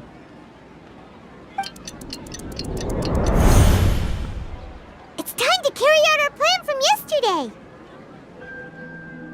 Okay, let's go!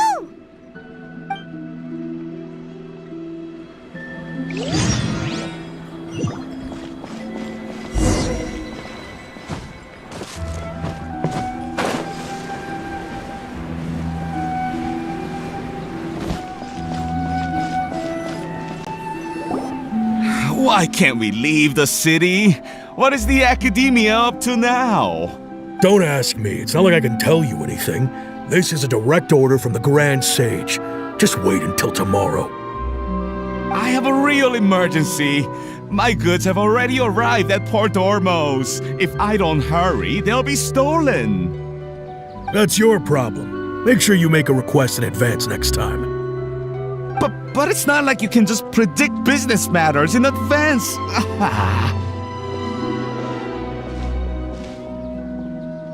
It looks like the Academia already announced a lockdown for Sumeru City today. How completely unsurprising. Let's go and question them. Hello, sir. Why can't we leave the city today? Here we go again. Don't ask me. I don't know either. We just received an order that no one is allowed to enter or exit Sumeru today. They didn't tell us anything else. Angering me won't get you anywhere.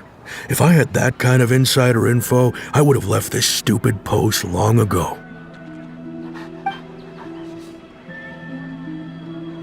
It Looks like he really doesn't know. If we can't get anything out of him, let's take matters into our own hands. Why don't we climb over the walls? Those guards can't be everywhere at once. This is a good spot, and the guard hasn't noticed us at all. Let's hurry! Huh? Why? Are you going to leave Paimon behind?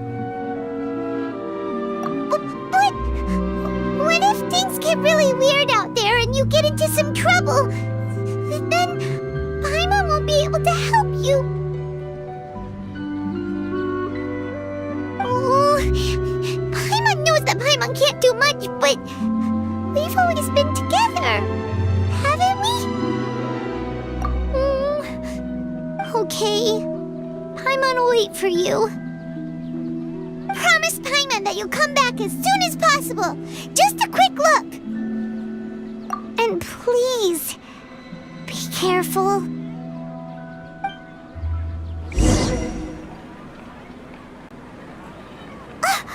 Memories!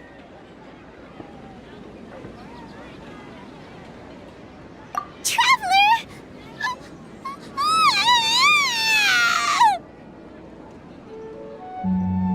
Paimon thought Paimon would never see you again.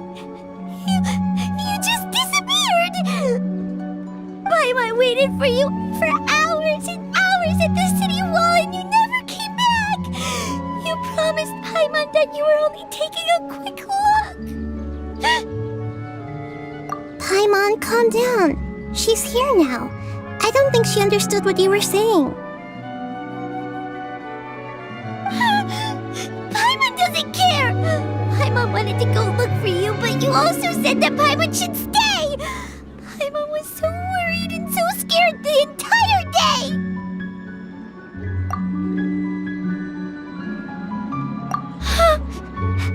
Okay. Paimon will forgive you. The most important thing is that you didn't actually disappear. Oh, Paimon was so scared that you had gone into another world. Okay, Paimon, can you tell us your perspective of what really happened yesterday?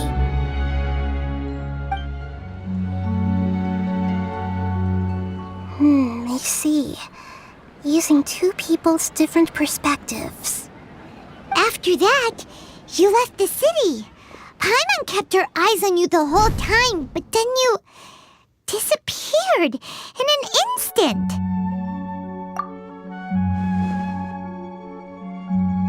No way! Paimon was watching you with the fullest attention.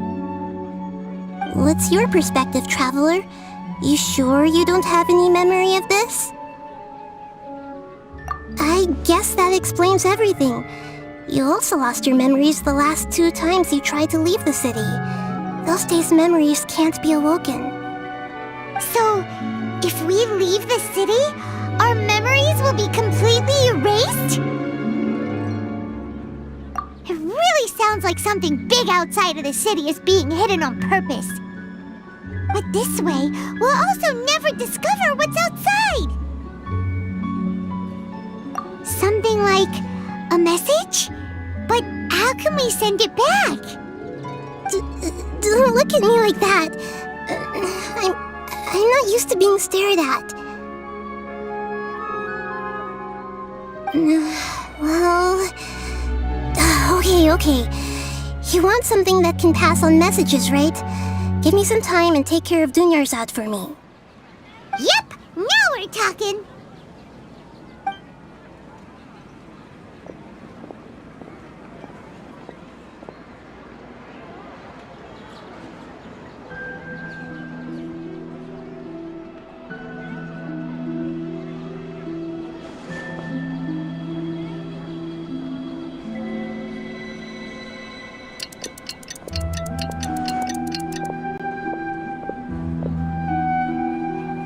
I'm done. Here you go. What? Isn't this just an Akasha terminal? I made some little changes. Akasha terminals are already capable of sending messages. I just tweaked it so that it could connect to any node.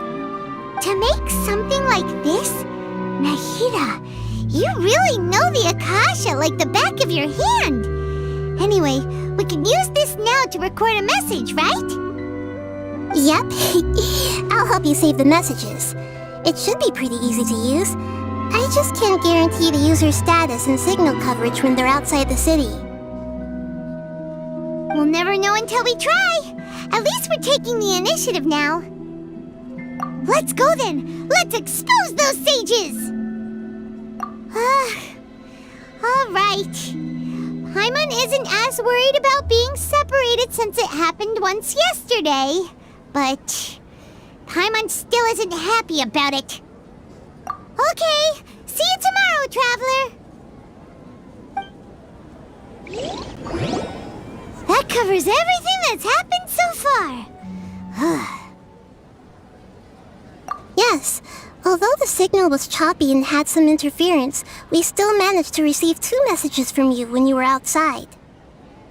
Okay, now that you understand what's going on, let's hear the messages together.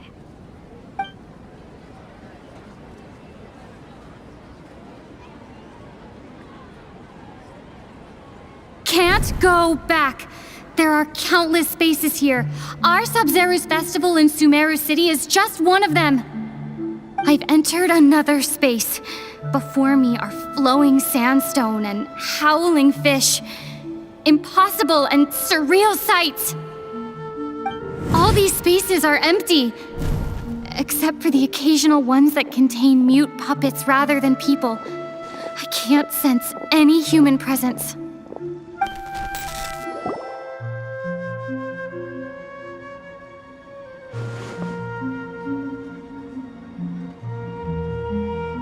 That's one heck of an info dump. It sounds like you left the Sumeru City space when you set foot outside of the walls. But everything looked completely normal when Paimon was looking out from the inside. That's unbelievable. And if we take your word for it, the other spaces all had very weird contents. There's another part here. I only received it last night.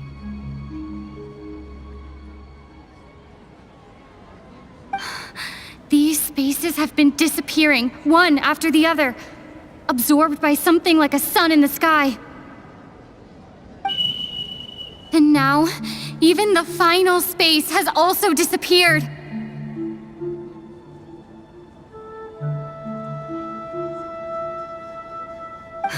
Behind me, a lot of spaces just appeared again from thin air. I get it now. Those spaces are actually...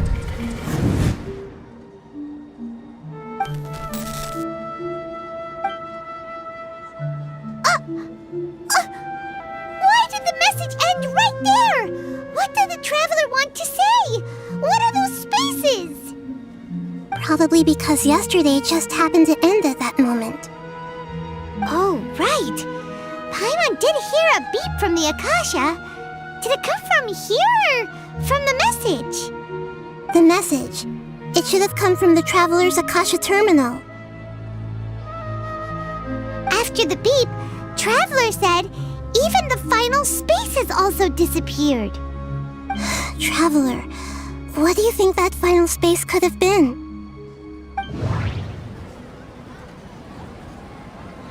Was that space actually the real world?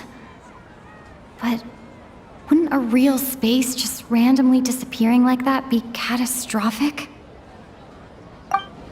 All the bizarre spaces I saw outside the city had one thing in common: a lack of human presence. My impression is that each day in this samsara only ends at the sound of that beep from the Akasha. That does... Oh, so that's what it is! After the sound of the beep, the final space, the Sabzeruz festival, also disappears, and we're taken to the next day. Later on, Traveler also mentioned a bunch of new spaces materializing behind them. Do lots of new spaces appear every day? Paimon's head is spinning. Just what are these spaces anyhow? Well, consider this.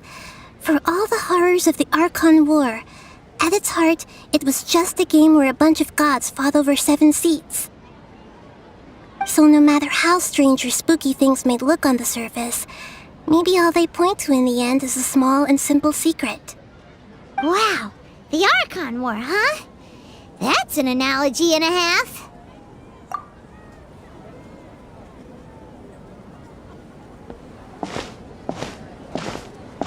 Hey, where are you going?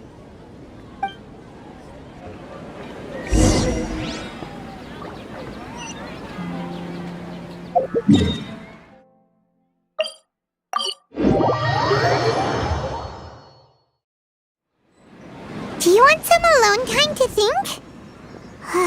Alright then, Paimon won't disturb you.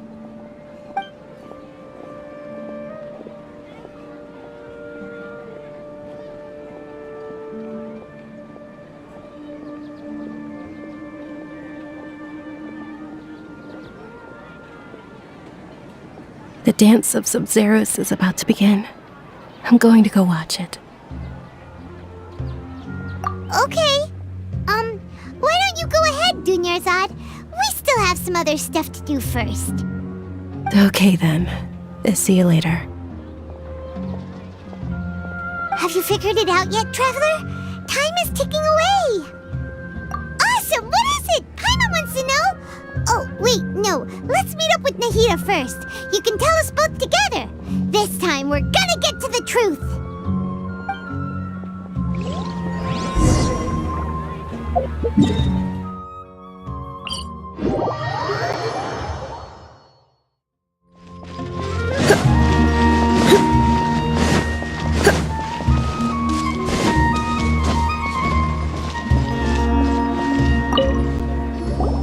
You're back! I've been waiting forever for you two. Judging by the looks on your faces, are you ready to take your Sabzeruz exam and graduate from the festival? Okay, first off, have you discovered the hidden truth?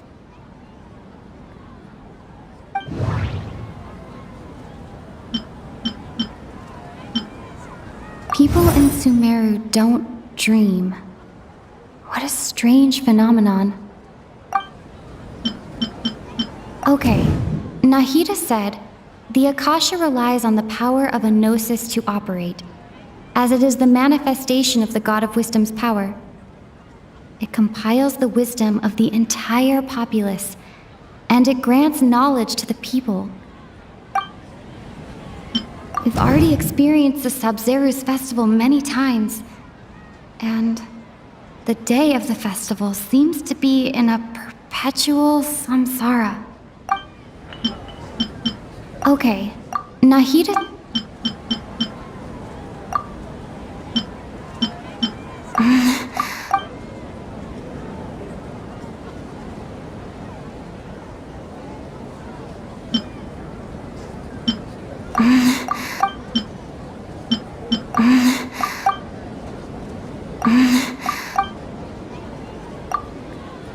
The moon, illusions, and lies.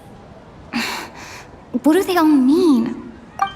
All the bizarre spaces I saw outside the city had one thing in common: a lack of human presence. Those spaces remind me of dreams, like the one I had in the Avidia forest, except these have no sign of human presence.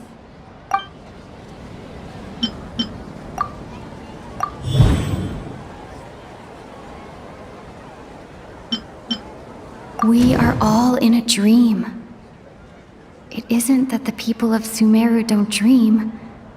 Rather, the Akasha is taking their dreams from them. People in Sumeru think they don't dream, but the truth is the Akasha steals their dreams without them knowing it. And those spaces with no human presence are stolen dreams without their host. That would explain why they sounded so weird when she was trying to describe them. Huh. So people in Sumeru do dream after all. In fact, we're all in one big dream together right now. Correct answer. Now, how did you conclude that the Akasha is capable of this?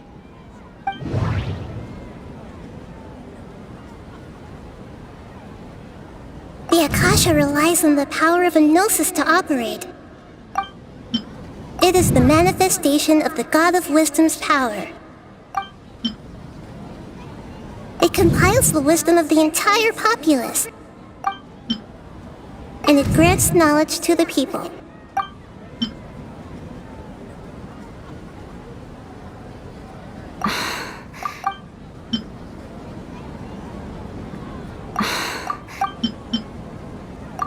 Oh, okay. Those dream-controlling creatures in the forest also get their power from the Dendro Archon, right? That would explain why the Akasha has the ability to control people's dreams, too. But is stealing everyone's dreams really how the Akasha compiles their wisdom? Isn't there anything more to it than that? Dreams are fantastical, complex, and full of imagination. People's brains are the most active when they're dreaming.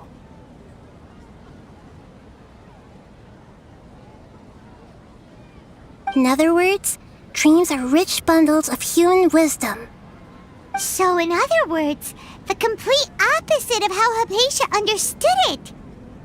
Paimon remembers her saying that the sages think dreams are foolish delusions, and the fact that no one dreams is a blessing from Greater Lord Rukkhadevata. So it was all a dirty trick? The real story is that the sages from the academia are using the Akasha to steal people's dreams for their own use, huh? Oh? By the sounds of it, you understand the current situation pretty well. So then, what about the samsara?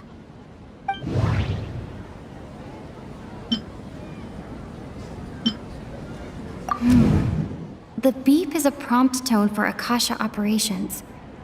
We still hear it every night, even though we removed our Akasha terminals. Those spaces kept disappearing before my eyes. But as soon as that beep sounded, many more spaces materialized.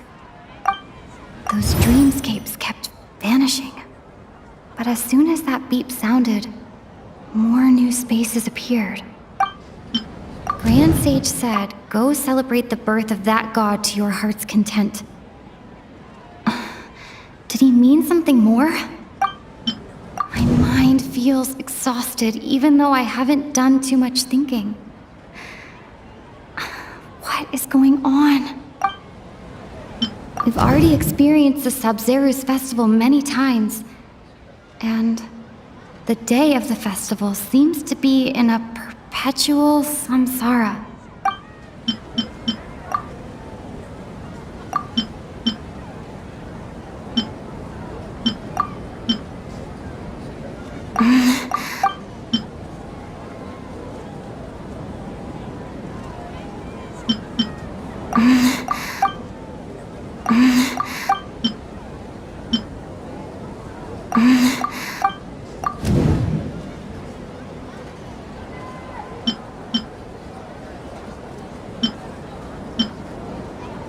Correct. The Akasha is keeping each person's brain in a constant dream state, but also separating their consciousness from their own dream. Their disembodied consciousness is placed inside the collective dream of the Sabzeruz festival along with everyone else's, while their now vacant dreams are harvested by the Akasha. No one is any the wiser as another day passes in the dream, and so begins another samsara cycle. People wake up to yet another dream about the Sabzeruz festival. The dreams that belong to them are once again harvested by the Akasha, and so it continues. So, this is like a dream factory, and the Akasha is a dream harvesting machine. Did Paimon get that analogy right? Very good, Paimon. Using analogies well is an excellent habit to get into. Okay, so that beep we keep hearing is actually from our real-life Akasha terminals. Taking off our terminals in this dream doesn't do anything. Alright, last question. Who am I?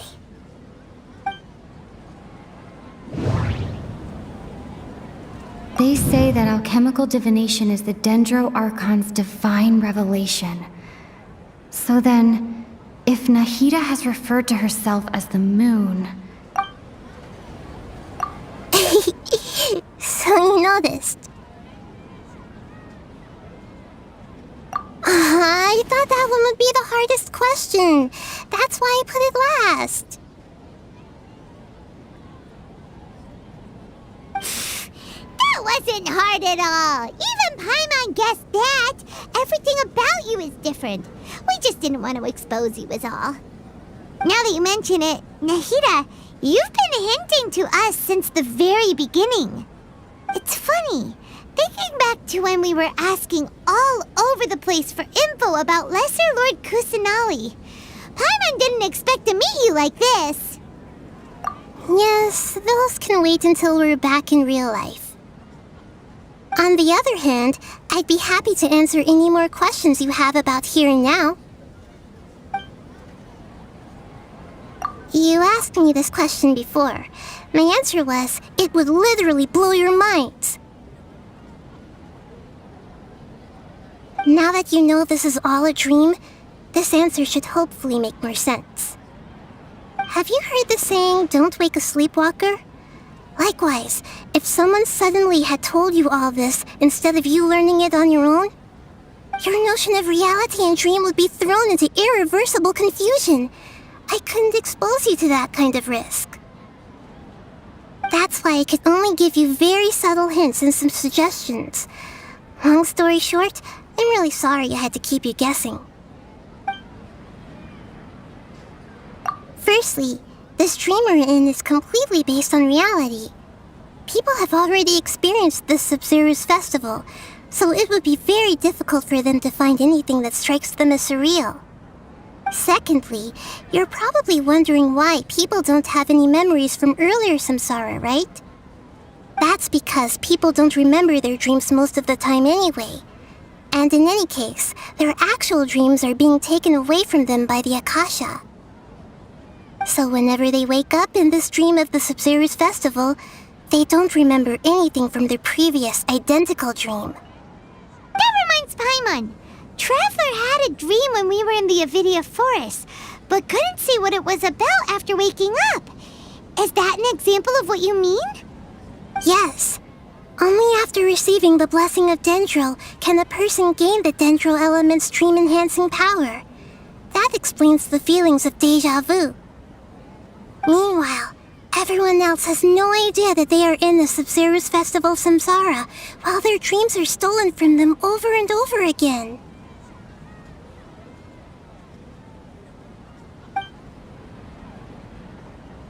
Can humans really keep dreaming forever like this?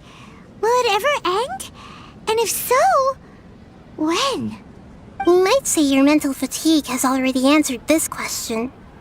Eventually, there's only so much that people can tolerate. Especially those whose health is compromised to begin with, like Dunyarzad. This relentless exploitation takes an even harder toll on them. People's lives are at stake here, and nobody knows a thing! We've got to put a stop to this!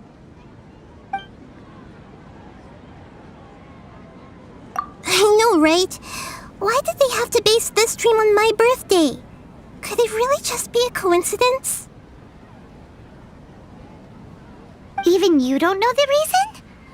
Wow, now that's strange.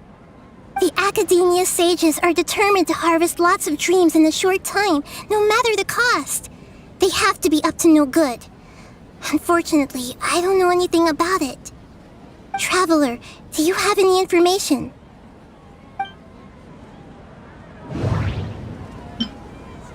Grand Sage said, go celebrate the birth of that god to your heart's content. Did he mean something more? Celebrate the birth of that god? Could it mean...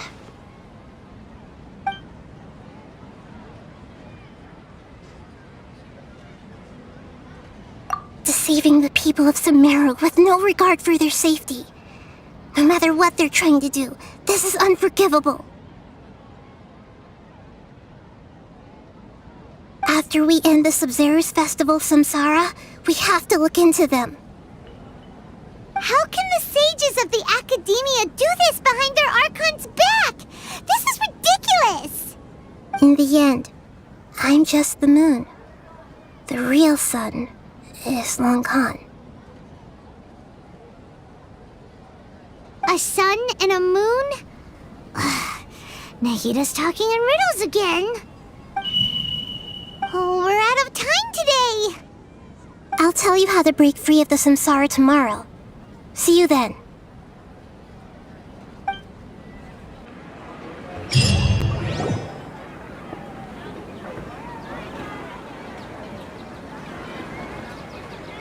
Good morning, Nahida. Wait. Now that Paimon remembers everything, should we instead say good morning, Lesser Lord Kusanali? Hey! What's wrong, Nahida? You don't look too good.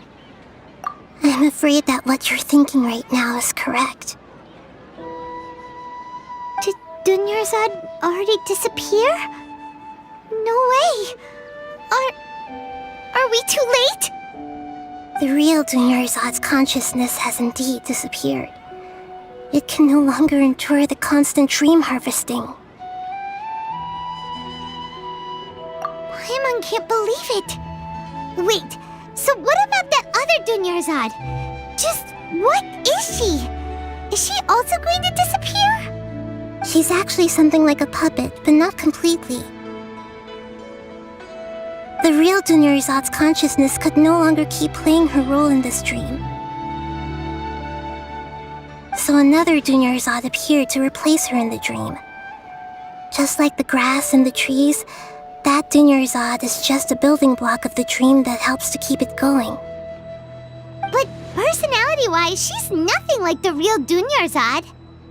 Puppets are stiff and can't copy a living person's vitality. After all, they're just there as filler.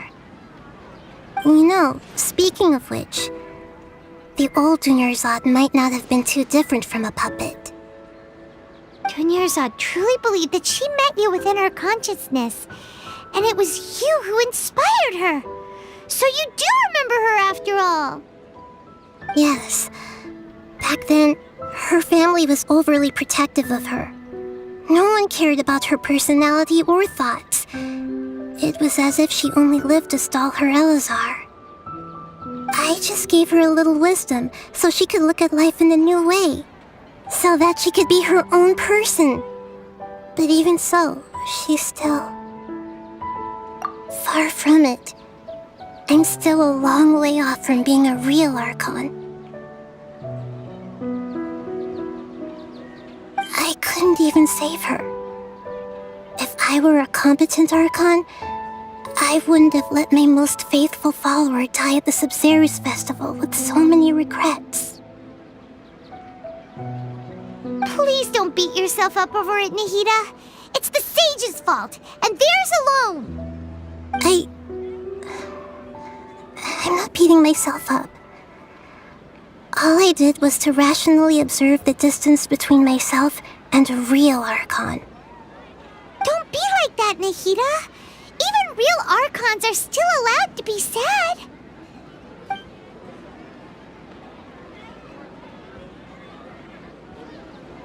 To prevent more tragedies like this, we must end the samsara as soon as possible.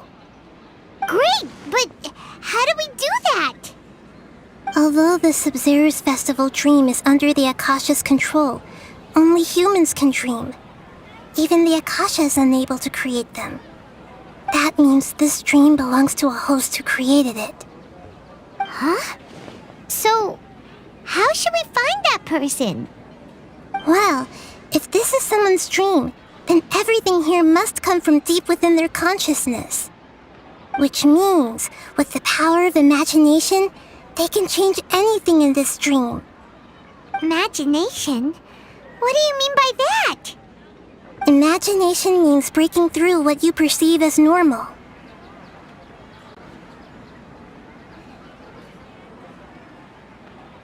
Like when the server at a tavern brings a plate to you, you'd naturally assume that food is on it. However, if you're the dream's host and you become aware that you're dreaming, when you imagine gold and more on the plate, the dream will respond in kind, and the server really will bring you gold and mora. But right now, our host is unaware that this is a dream. No matter how many times they're served, it will always be food. Find some way to make that person realize that they're dreaming. Usually, once that happens, the person will wake up and the dream samsara will be broken. How are we going to find them, though? If it could be anyone, it'd be like looking for a needle in a haystack. And even if we did find them, how are we supposed to make them realize they're dreaming? After all, like you said, don't wake a sleepwalker. It's extremely difficult, yes. But the only ones who can do it are you two. Remember, everything you've achieved up to this point has all been for the sake of finding the host and ending the samsara. As for me, during this time, I'll be out of town. Out of town? Are you going to that place full of dreams where the traveler went? Yes. I want to try something. There must still be a small wisp of possibility. Hurry and go. Dreams are supposed to be fantastical, romantic, and full of pleasant surprises. Unnecessary things like this samsara need to end. Paimon's still a little upset that we've come this far only for Dunyarzad to... She was such a good person, with such a simple wish. But fate was against her.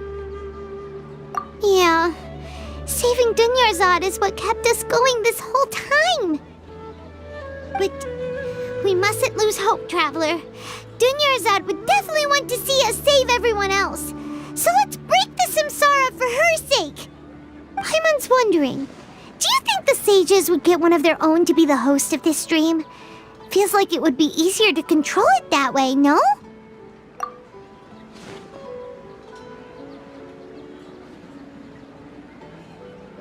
Huh. That's true. Plus, the sages probably weren't counting on there being other factors beyond their control, like Nahida and us. So, who do you think the host of the dream is? Oh, that would make sense! Ferris, the Knight of Flowers, is a symbol of the whole Sabzeruz festival, right? Pretty core character. Let's go ask him some questions, shall we?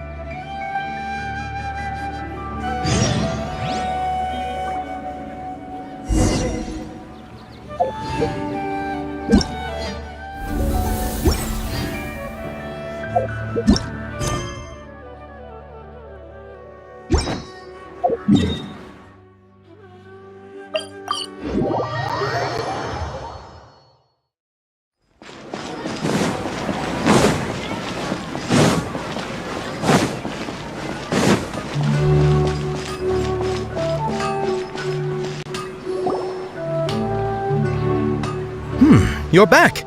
You left in a hurry last time. Is everything okay? Everything's fine, just... it's a little hard to explain. Would you mind taking part in a little experiment with us? An experiment?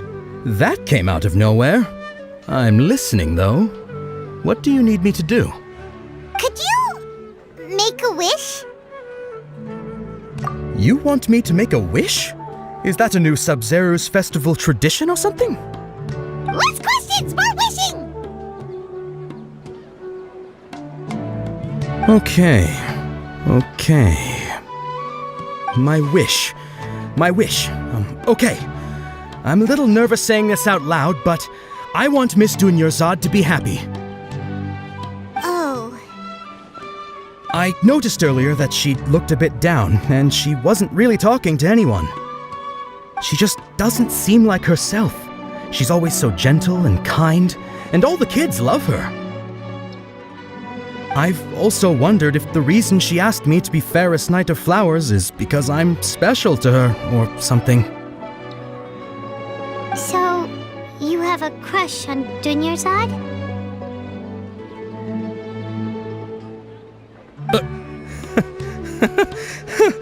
Oh, is it that obvious? After what I just said, I guess it is. When she placed the hat of the Knight of Flowers onto my head, she said to me, I want everyone to have a happy Sabzeruz festival.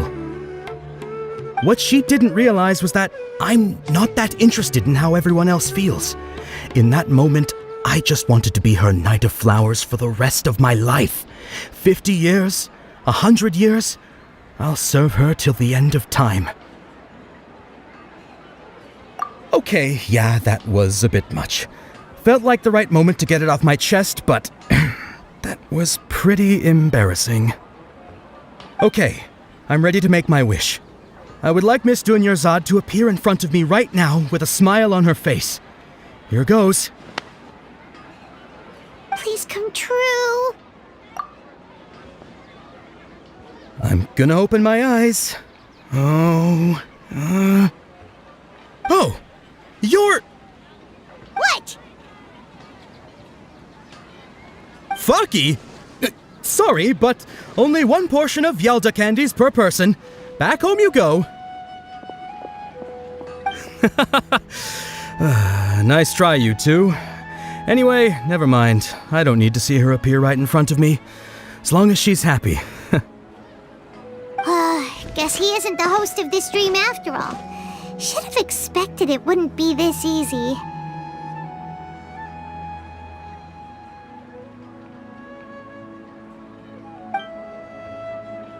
It seems like everyone who knows Dunyarzad loves her, but none of them has any idea that she... My lady, step back. That sounds like Dia! Oh, right. This is when Dunyarzad bumps into the kidnappers. Huh? But Dia can handle them. Hey, Traveler!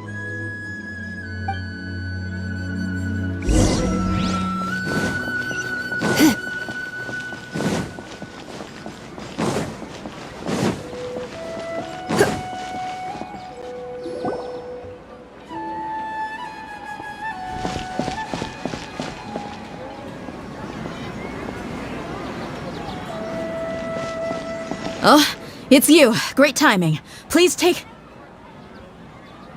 Hey, this is my job. The homie Yannis pay me, not you. You... fine, alright. Knock yourself out. Why are you so worked up anyway? It's not like I don't trust your fighting skills. Anyway, watch yourself.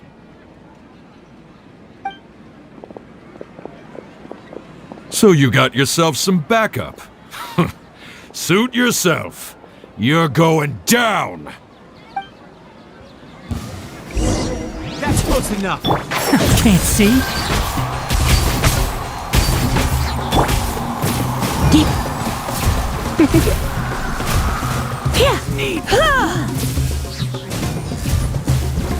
You're in for a little shock. Enshroud. Come a little closer. You want this one? You're in for a little shock.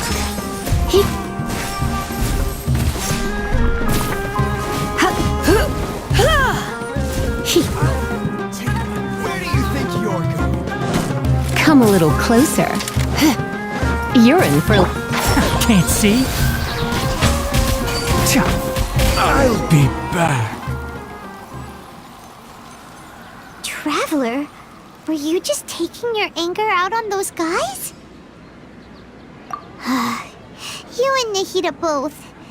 Dunyarzad wouldn't want to see you two like this.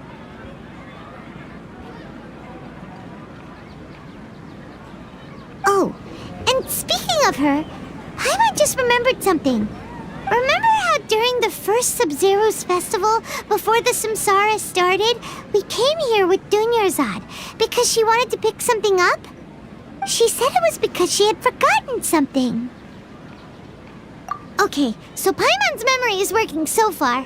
Anyway, Paimon also remembers that she is staying somewhere around here. She pointed it out to us the night before the Sabzeruz festival. Yeah.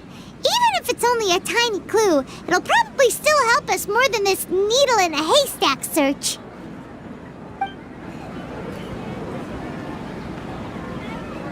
This is the place. It's rude to enter other people's spaces without permission, but Desperate times call for desperate measures! Hey! The windows are unlocked! Okay. Paimon's gonna take a peek inside.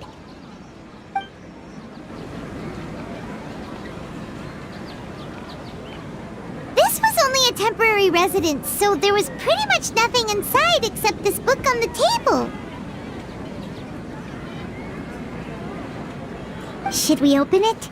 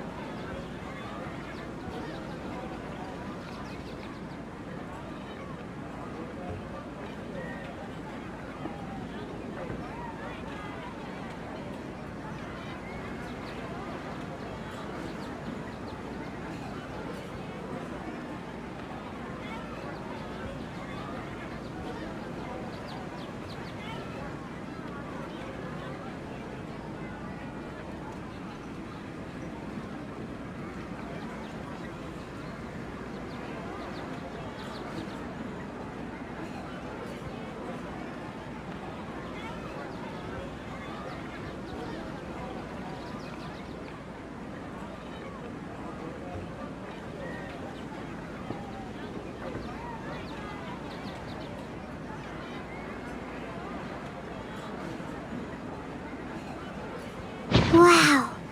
Dunyarzad wrote all of this. Sounds like she was always thinking of us even while we were away. Even though she was also busy preparing for the Sabzeruz festival and had all her health problems to worry about. She must have wanted to give this to us as a gift on the day of the Sabzeruz festival, right? If we hadn't found this book, we never would have known. But now that we know, we can't even thank her. Hey! Where are you off to now?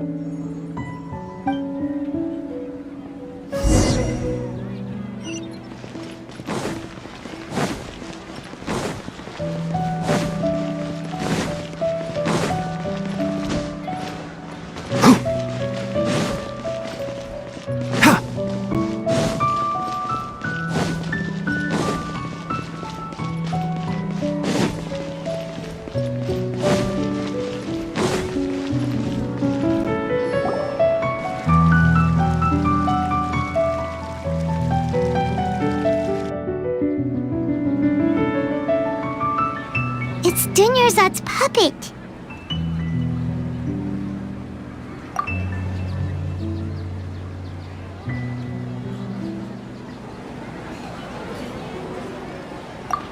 Traveler?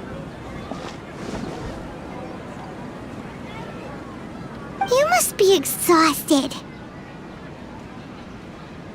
Come to think of it, we've been stuck in this place for a really, really long time. Heck, even the last time we were chatting happily with Dunyarzad feels like an eternity ago.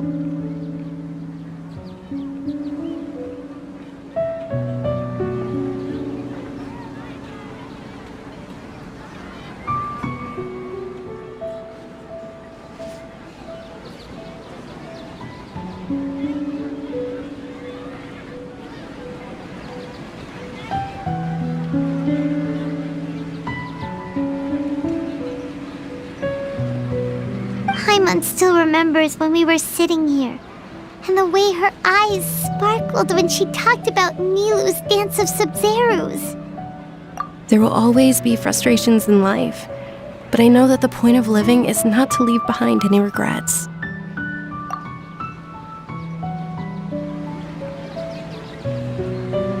That was what the real Dunyarzad said, wasn't it? Does that mean... Yes, Traveler. What is it? Oh, so she's still just a puppet. But just now, how come... What? Where are we going this time?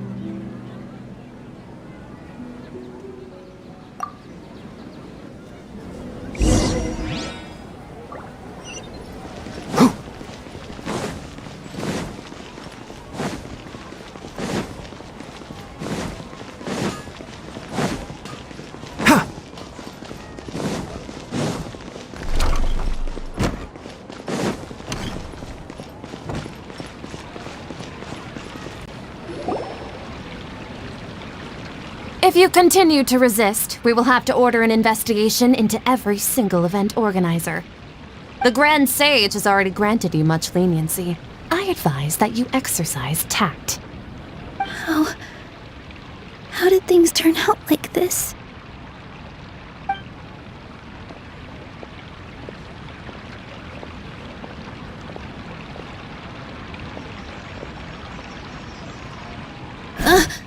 Traveler? You don't have to get involved. He's a sage from the academia. I don't want to drag you into this. Traveler?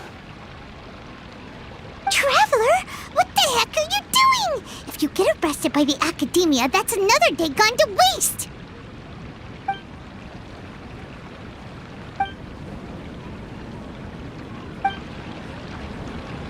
Wait, they're not reacting! Have they been scared stiff? Oh, of course! If this is the sage's plan, they wouldn't put themselves through this! So they're just substitutes! What is this? What happened to the Grand Sage and his entourage?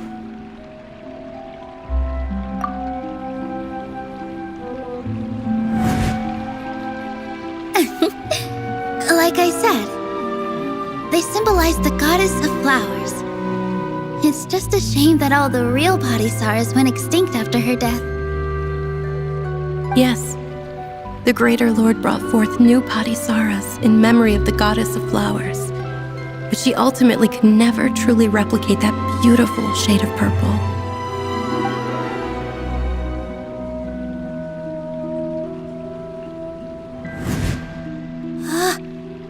Beautiful shade of purple. Aren't these flowers real Padisaras?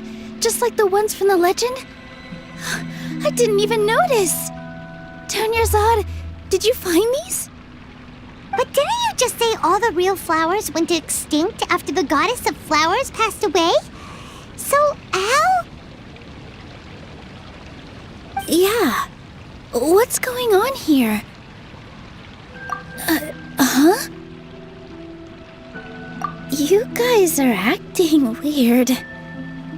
But okay, I'll try.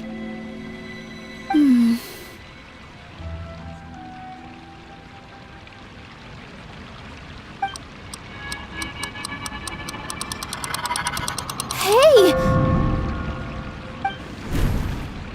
They disappeared! So Nilu's the host! What a surprise! Purple Padisaras don't exist in the real world anymore. But in Nilu's subconscious, they can appear as decorations on the stage. It's just like the example Nahida told us. People assume there will be food on a plate, and Nilu assumed there would be real Padisaras in the flower pots. So when you saw the flowers, you instantly knew it was Nilu? But if we want to end the samsara, we need the host to become aware that they're dreaming. How should we make Nilu realize that? Am I dreaming? Huh? So I'm right. Is this Lesser Lord Kusanali responding to our celebration of the Sabzeruz festival? Wrong guess, but you aren't completely wrong either. The point is, what made you think this is a dream? As far as you know, people in Sumeru don't dream, right? Yeah, but have you heard the tale of the first sage? To prevent a calamity, he went on a journey to find the Dendro Archon. Ooh, sounds familiar. Tanyarzad told us a story like that when we first arrived in Sumeru City. So it was about the first sage, huh? Yep. But in the part you heard, he hadn't become the first sage yet. There's more to the story. His piety and wisdom were acknowledged by the Dendro Archon, and she finally gave her blessing to him. All kinds of spectacular scenes appeared in front of the first sage, as if all the knowledge in the world was being painted onto a canvas right before him. He was captivated. After who knows how long, he mastered all the knowledge he could comprehend. Afterward, he said to the Dendro Archon, I miss my parents, my wife, and my children. I've been away from home for far too long. They must be worried. The Dendro Archon smiled. The next second, the sage found himself lying in his bed, as if he had just woken up from a dream. His wife, lying next to him, said, You're off to search for the Dendro Archon today, aren't you? Have a safe journey, my love.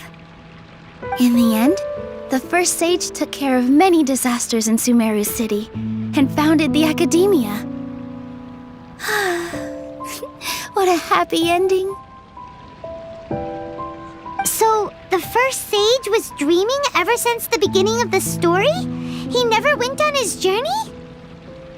Yes, but his faith and determination were conveyed to the Dendro Archon, so she blessed him in the form of a dream. Paimon understands where you're coming from now. That's a really interesting connection.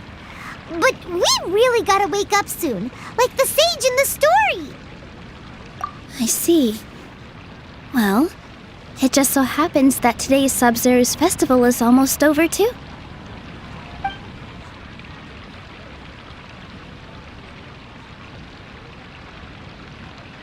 Since we're in a dream, let's make this final dance of Sabzeruz as beautiful as we can.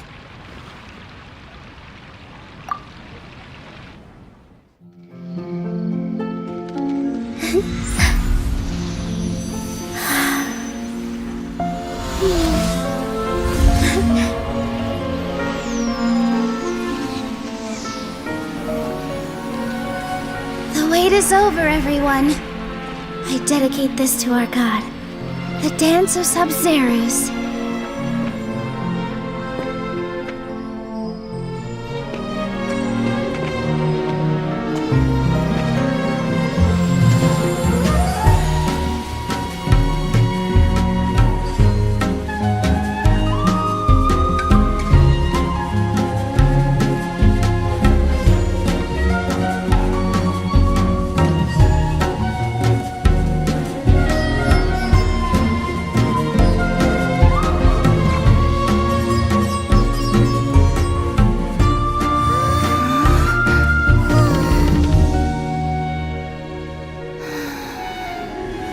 I'd be lying if I said I had no regrets.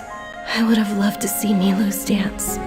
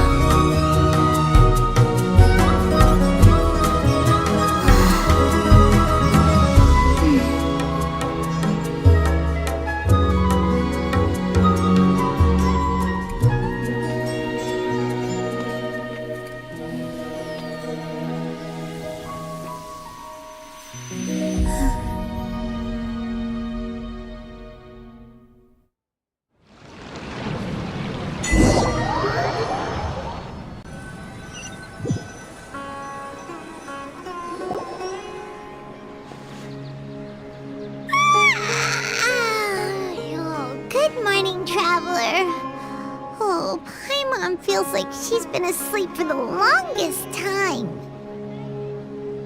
Paimon's head feels super heavy. Did we oversleep? Do you even remember going to sleep last night? Paimon thinks it was after the Sabzeruz festival. The Sabzeruz festival! Have we finally escaped from the Sabzeruz samsara? Quick! Take off your Akasha terminal!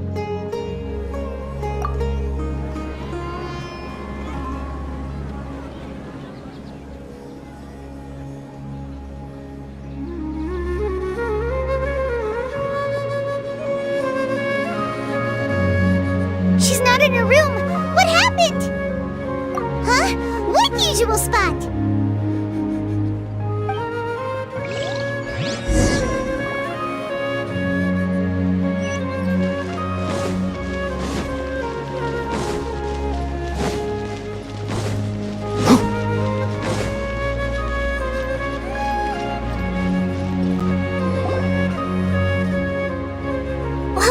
Traveler and Paimon. And thank you, Dunyarzad, for organizing the Sabzeruz festival for me. I'm sorry, who are... Dunyarzad! You're okay! Oh, don't scare us like that! Oh, Traveler Paimon. I have something amazing to tell you. I just had a dream, and I saw Nilou performing the dance of Sabzeruz.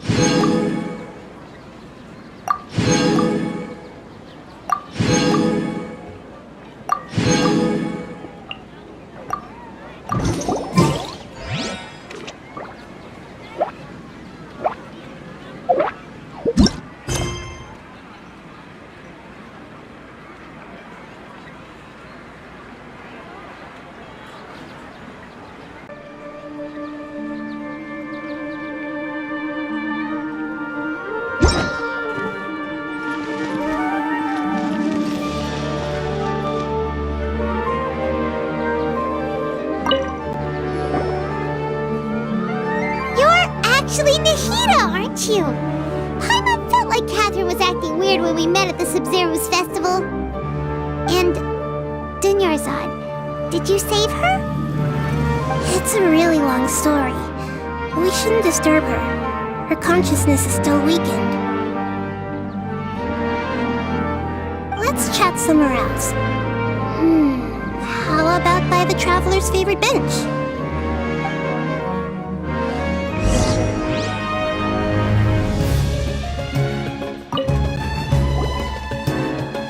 What's going on? Why are you two so excited to see me? Hasn't it only been a night? It's actually been much longer than that. Oh? Strange. Was I really asleep that long? No wonder I have such a headache.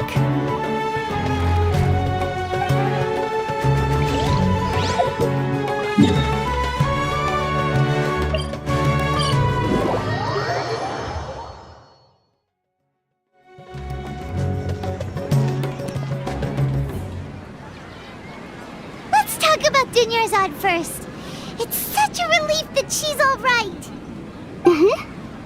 After we parted on the last day of the Sabzeruz festival, I left the city and saw what the Traveler had described.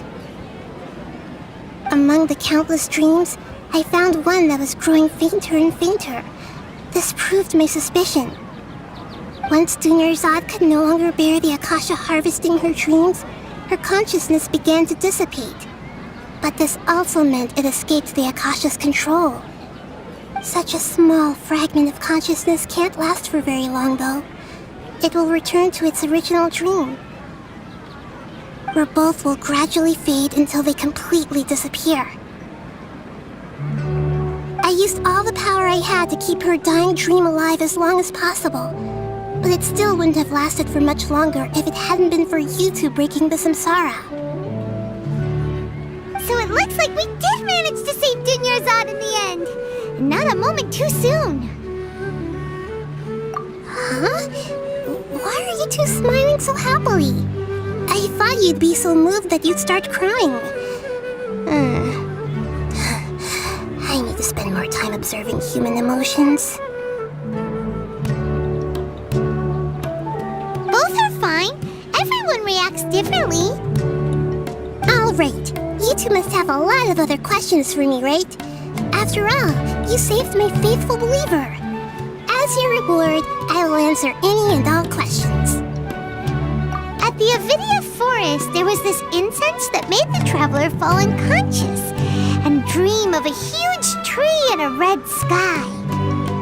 You also heard someone's voice, right? It said world and forget me. Yeah, so you do know! We've been wanting to ask you what that was about, and if the red sky was related to Conria. It seems like the Traveler established a connection to Irminsul. That was a message left by Greater Lord Rukkhadevata's residual consciousness in Irminsul. Perhaps her last memory before she died. As you two probably know, Greater Lord Rukkhadevata disappeared after the disaster in Conria. The timings of these events do line up, so your suspicions are reasonable. A message from Greater Lord Rukkhadevata? We thought it was from King Deshret. King Deshret? That god who died even longer ago? Some present-day desert dwellers still worship him. You probably just heard some of their conspiracies. Okay, so what does the message mean? I still haven't managed to decipher it. Even the Akasha isn't currently capable of doing that. Greater Lord Rukkhadevata's residual consciousness in Irminsul seems to be contaminated with something that has a very dangerous aura to it. Many devoted scholars go mad as soon as they connect their consciousness. I've warned the academia about this many times, but people still keep falling victim to it. But I believe this is the key to saving Irminsul. That's why I've kept trying to decipher it. So the tree in the vision was Irminsul? Oh, Tainari also said that Irminsul is sick! Is it because of the contaminated consciousness? But even if you can't figure out what that vision was all about, it seems like our search for you was all in vain. The Traveler wasn't affected after coming in contact with that consciousness. I've never seen anyone like that. With you here, we may have a chance at deciphering it. No, we must decipher its secrets. I've already eliminated all other factors that might affect Irminsul. This is the only one left. This puzzle has life and death at stake. It could determine Irminsul's fate, as well as Tevat's. To be accurate, I'm using the Akasha as a medium to occupy Catherine's consciousness.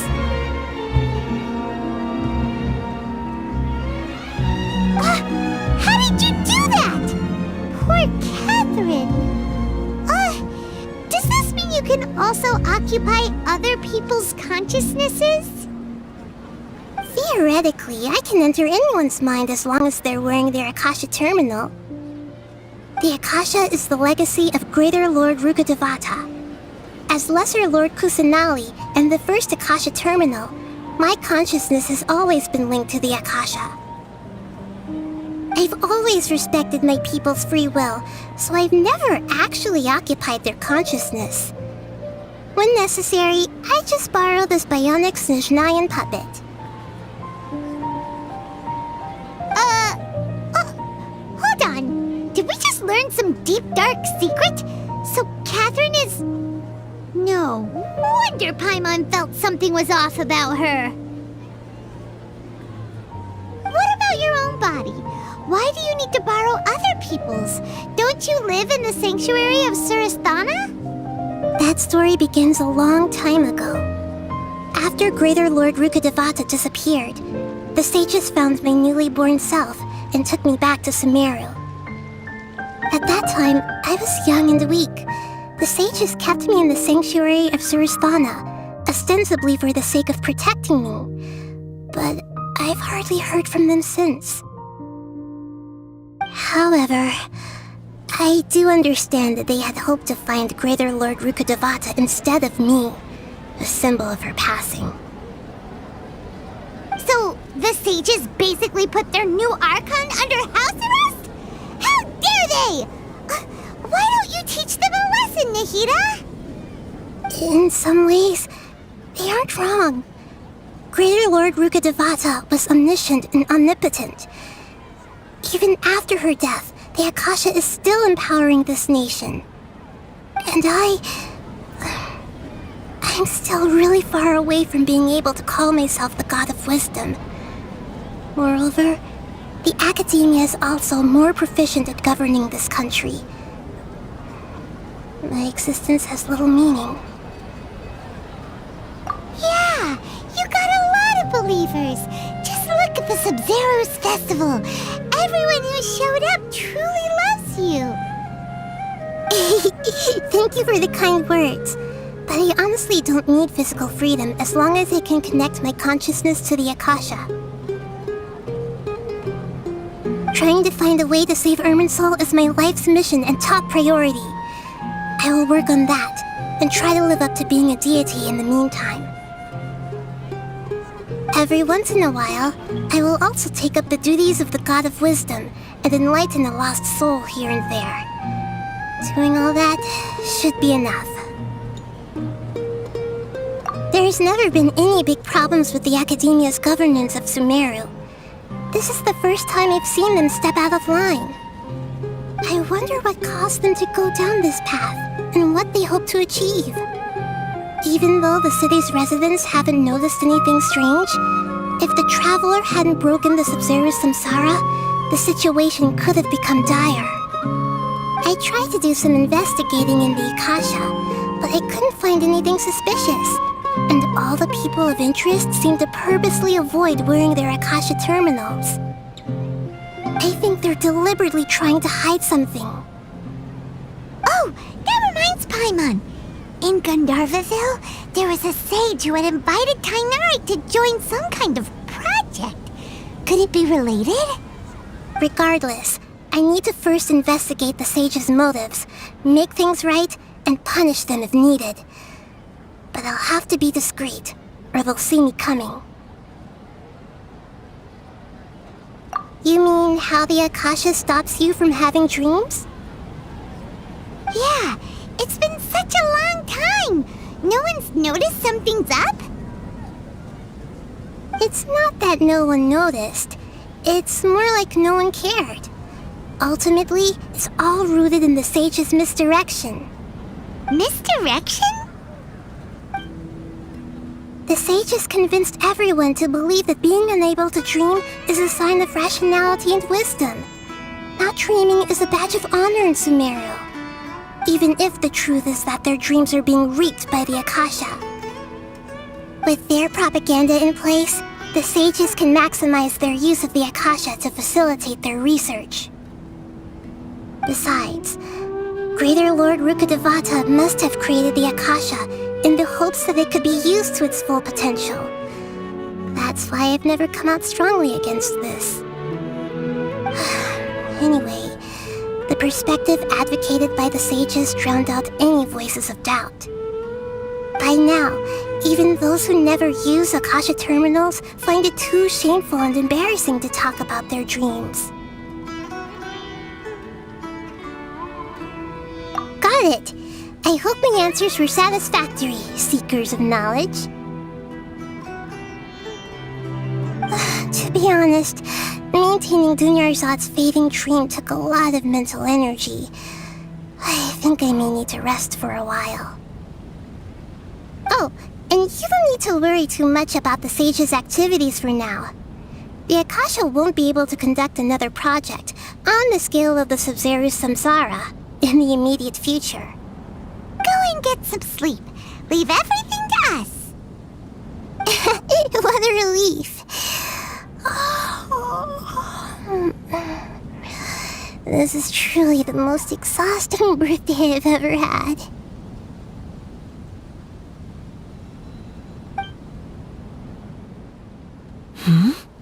Traveler? Paimon? Why am I here? Do either of you know? Maybe you were sleepwalking. You know you can't wake up a sleepwalker. We happened to walk by, so we thought we'd wait for you to wake up. I see. Huh. I should visit my maintenance personnel sometime. Oh, I'm fine. I better go. Thank you.